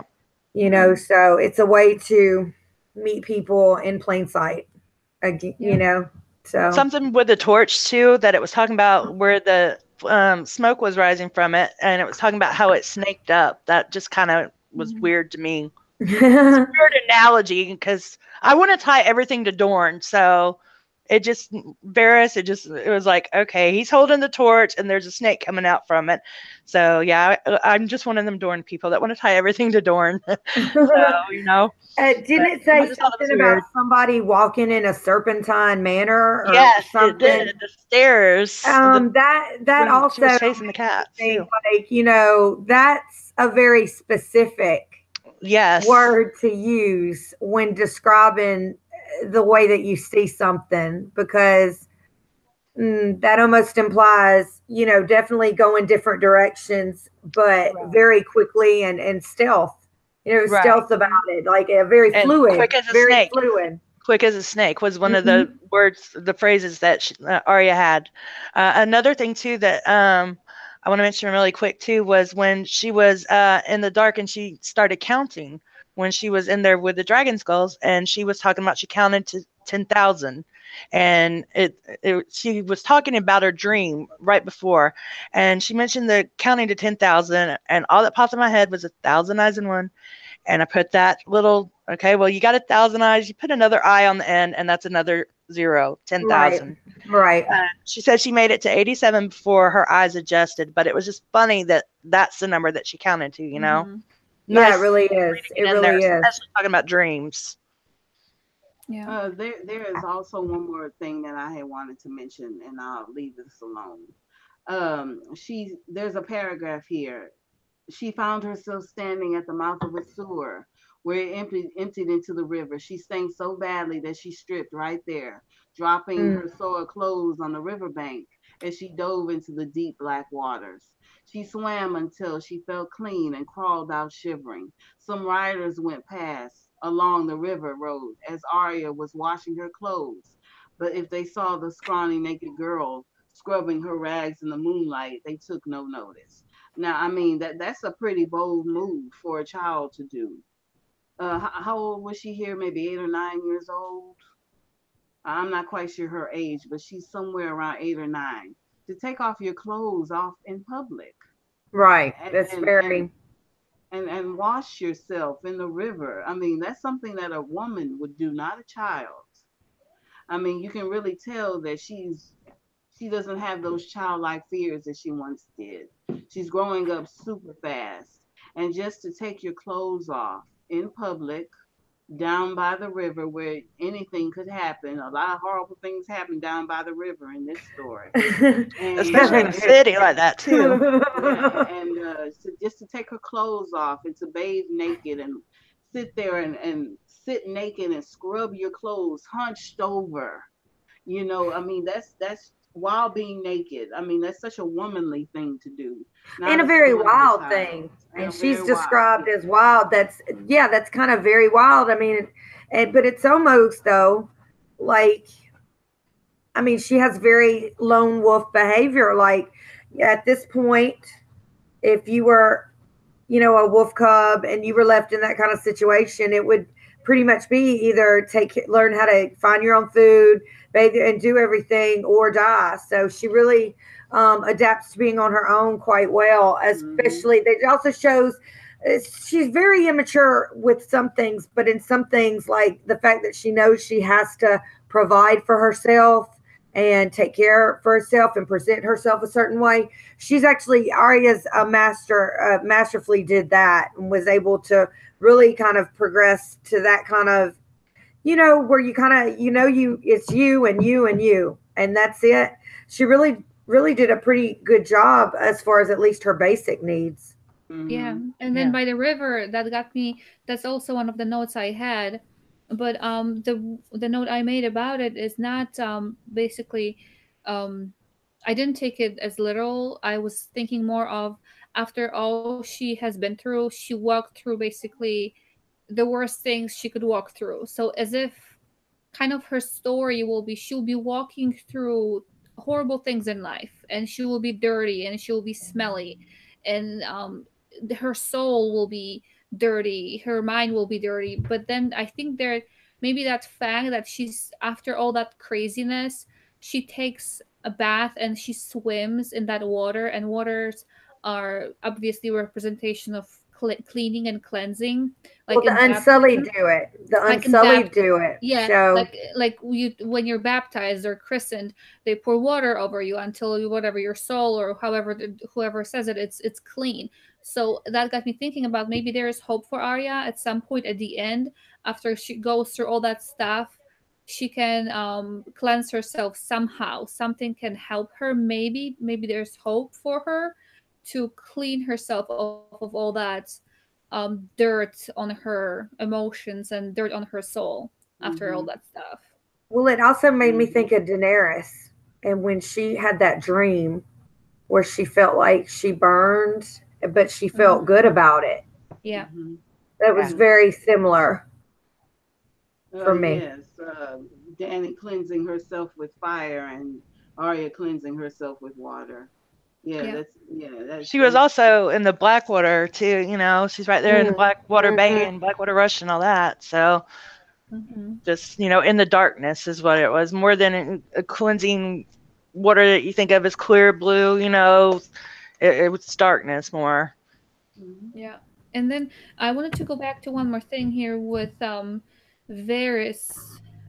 They were talking, I think Jen, you were mentioning Varys or I think and then his 50 birds that he wanted to will help him. And I think he mentions that for them to keep their tongues.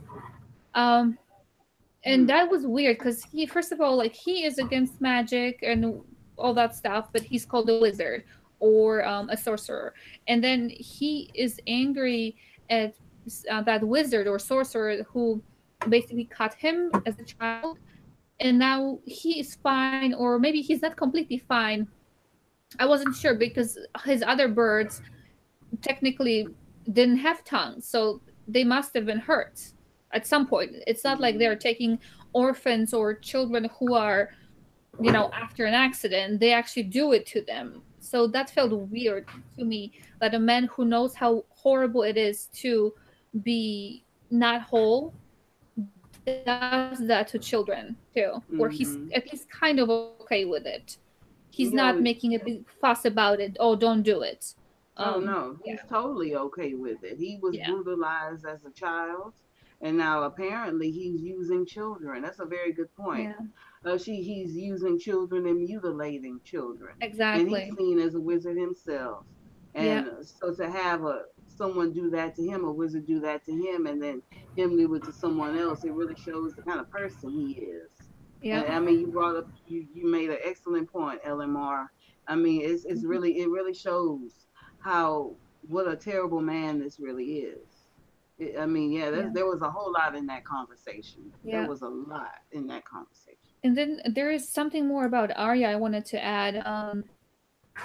For her, she says, I think it's mentioned at least twice over there, where she says that there's no place to go but forward. And later on, it said I could go back, or actually I couldn't go back the way I came from on the account of the monsters. So she kind of sees it like there's no, I mean, she's already on a journey and there's nowhere to go back. And she says that there's nowhere to go back home through the canal and all that, but that signifies her journey later on too. Once she starts on that journey of becoming somebody else, she has to complete it. There's no going back for her on the account of the monsters, meaning if she stopped, she's dead. Plus that's his Daenerys line too. Oh, okay. And about if I look back, I am lost. Yeah, to go back, you must go forward. If you look back, you're lost. That's right. Yeah, Sansa says it as well when she's with Baelish. She says there's no, we can't go back, after she leaves King's Landing. She says it herself that we can't go back, we can only go forward. The only road is forward. So, I mean, they're all on their journeys. It's not just Arya. Everyone's on their own journey and they can't go back. It's really nothing to go back to at this point. So they have to push on forward. And that's some very good writing by George as well. Oh, yeah. It's amazing. Okay, Bubba Husky says, and I'm sorry, y'all. Do y'all want to hear this comment from the chat? Okay. Kat talked Ned into thinking it was the Lannisters. She and her Riverlands family, parentheses, who she cares about most, are very prejudiced towards the Lannisters. I mean, I would definitely agree with that. And that certainly didn't they knew that too. And they used that to their advantage. I mean, they knew how she would react 100%. Yeah, they know her. They know what buttons to push. Yeah. I'm asking one more time for the people in our chat. Do you have any questions? Please post them now. This is the time. Yeah. We're discussing Arya. She's a very, very interesting character, as I said before, and she's going on quite a journey, and I certainly love her journey. I love it. I love her journey. She's going to bear witness to a lot of terrible things. She's going to be filthy. She's going to be filthy, just as she was as she came out of that sewer. But I mean, I'm hoping that she'll come through clean in the end. She'll find a way to get clean of the stains and all of the filthiness, just as Elamar said. Or she can go in the other route.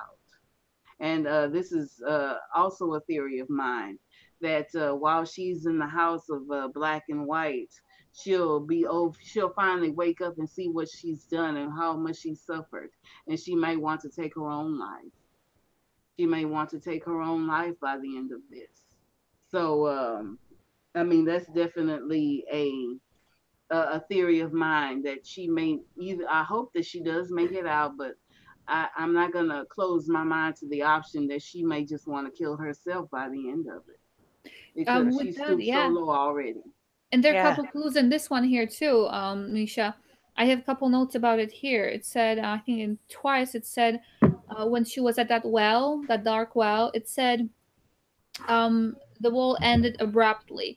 Cold air against her face. And then later on, cold black breath on her face. So when I'm thinking about coldness, anything cold, and a breath, meaning the whole breath of life, giving somebody breath of life, and then when her breath is cold, I'm thinking like she's exhaling it. So I kind of can see that too. Like I was wondering what it meant when she said, and it said twice, and he doesn't put anything there that shouldn't be there. Why would it be said that, cold air against her face? Exactly. Cold black breath on her face, and then it said cold air against her face. It was being said twice. Yeah. Yeah, I caught that too. And then later, when she is with her father, couple things that I was thinking about. He said to her, "You shouldn't be following people about and spying on them." And then she does that at Bravos again. But again, we see it. When we would just read it like that, we wouldn't know. Okay, he said not to be sneaky, but then obviously it has a meaning where she goes to Bravos, and then that's where she actually is supposed to do that. This is her job later on, and then he says, when I forgot his name, when he comes in, the guy from the Night's Watch, and instead of letting him talk, she kept talking. It said like she could not stop talking. She just asked questions and questions. And later on, I think we noticed that she chooses her words very carefully. And when we see her at the courtyard, or even going to her house again, like she wasn't let in the gate. I'm sure you caught it too. Like when she was trying to go back, they didn't recognize her. And the same thing happened later on in the show, where they didn't know who she is and they didn't want to let her in. And basically, over there, she chooses her words very carefully. She just doesn't go on and on and on. She changes so much, basically. Mm-hmm. Yes, she does.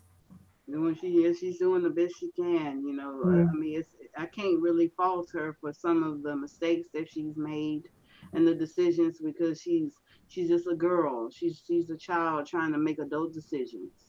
And for any of our children in the story, including Sansa, I do have an element of sympathy for them, because they're dealing with things that they really shouldn't have to right now.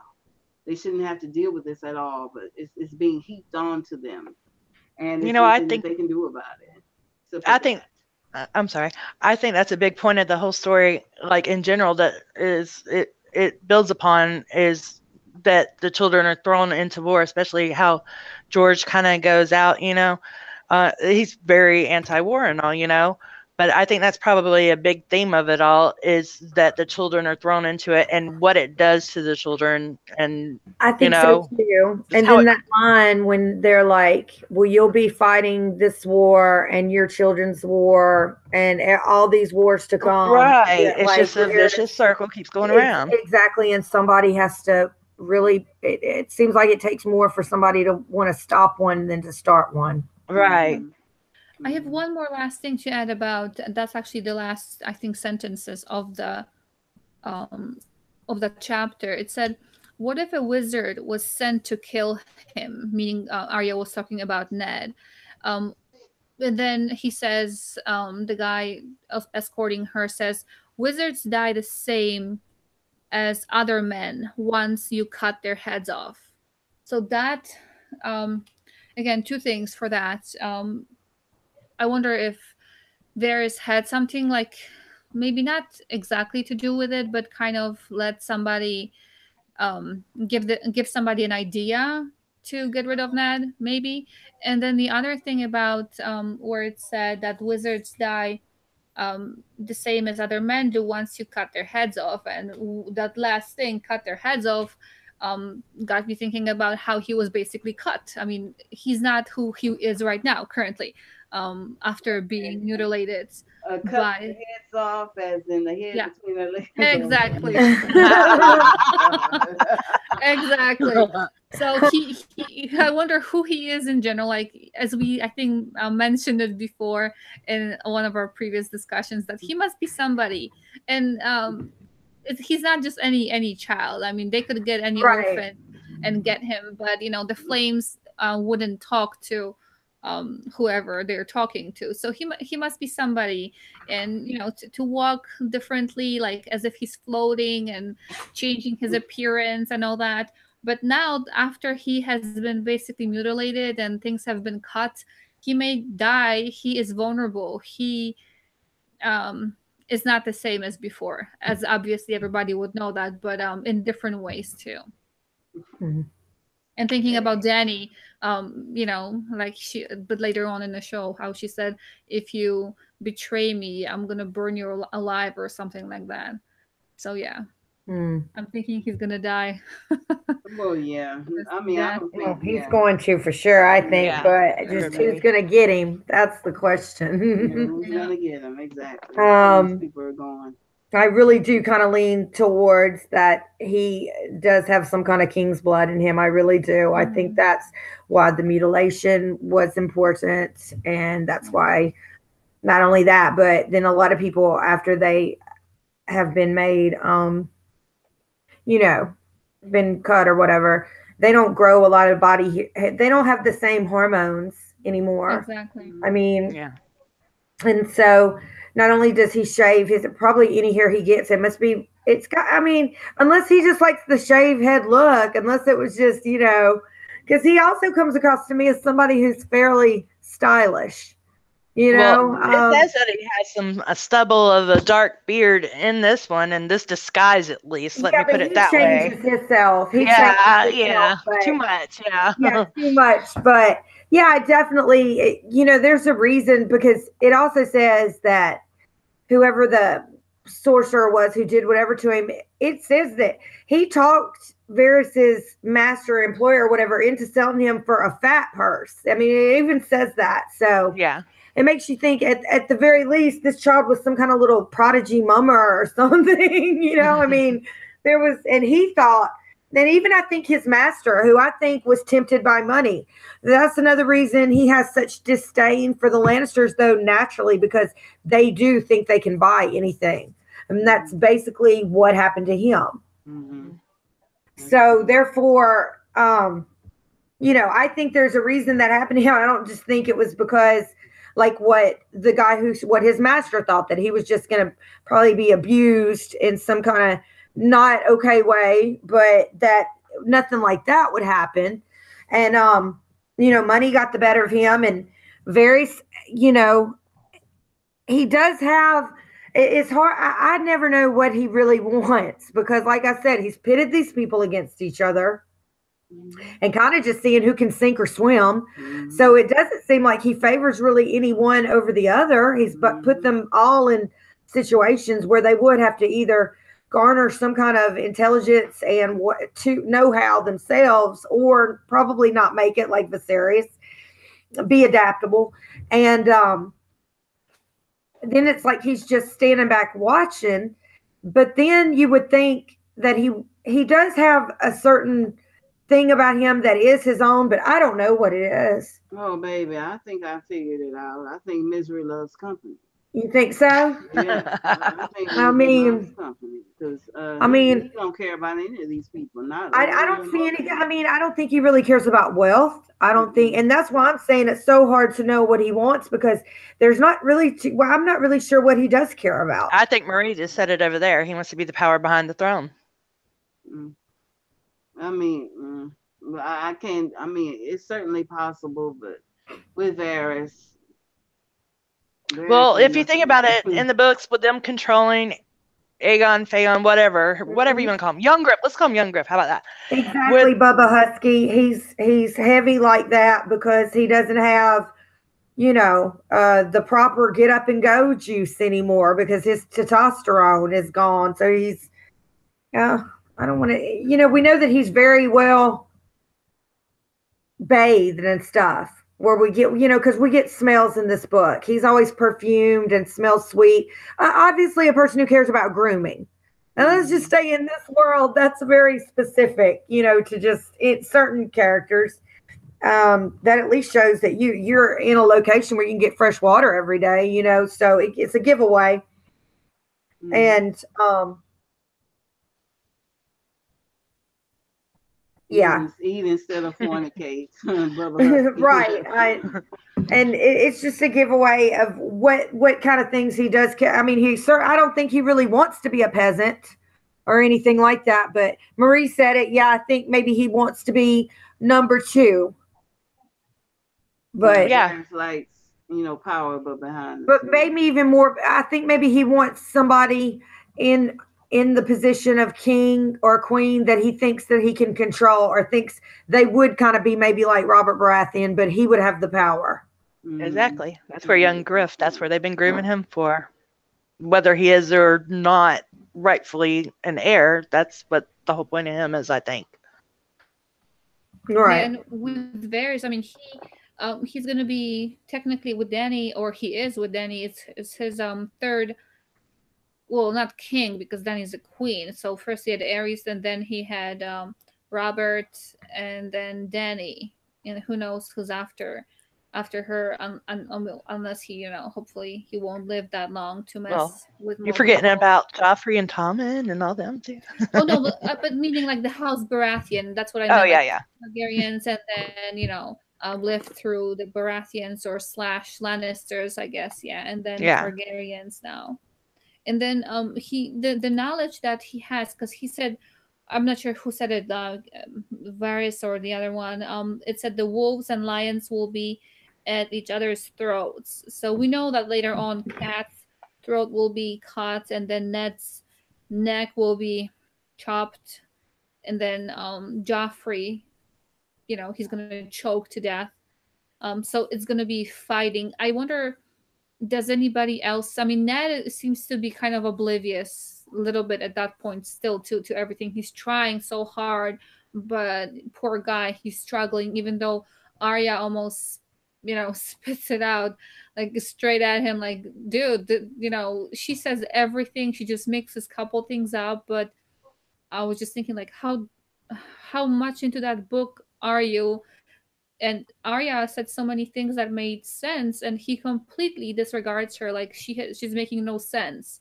Mm-hmm. And for him being so suspicious already, looking into things, he should kind of listen to her at that moment. I mean, she was making a lot of sense, and just because she's a girl on Arya and she has a big imagination, although I don't see her. I mean, I see more Sansa more of a dreamer and making up stuff versus Arya. Arya seems to me to be very concrete and down to earth with maybe just a lot of energy, and he doesn't listen to her. That's very blunt. Very like, I'm thinking like, how yeah, let's just leave it at that. Yeah, I wasn't very impressed with Ned at that moment. Right. Yeah. No, that is I mean, I guess the thing, poor Ned. I can't even get on it. I can't even get on that. Poor Ned. Yeah. At that moment, I mean, like, how she basically says everything to him, like about the queen and the bastard and a book, and they're gonna kill you and this and that. Like, okay, if there were, if my kid said something like, oh, somebody's gonna kill you, Yeah. Okay, talk to me about that. Where did you hear it? Really? Yeah, you would Not, just brush it yeah. aside. I Yeah, mean, just especially sad. when the book is sitting Yes, right there on the table, exactly. right there. I mean, they made a Yeah. point of mentioning that book when Arya came to see her father. The book is sitting right there on the table, and she said something about the book. I mean, it should have been listened to, but he just brushed it all aside. He And Brushed it did. all I was wondering, does he already know about Daenerys, or is it later chapters? later. Later, okay. Later. It's actually the next chapter. Okay. All right. Well, And at that point, we're gonna be there later, but that should spark something like, "Hey, Arya, talk to me. Like, where were you? Tell me." Yeah. Especially after he hears about Daenerys being with child. Like, okay, Arya, we need to sit down and we need to talk, girl. No, he never does it. No, he Yeah. doesn't. Not he until is just, later. Ned is just very much somebody who is just overwhelmed and really Out of out his of their depth. element.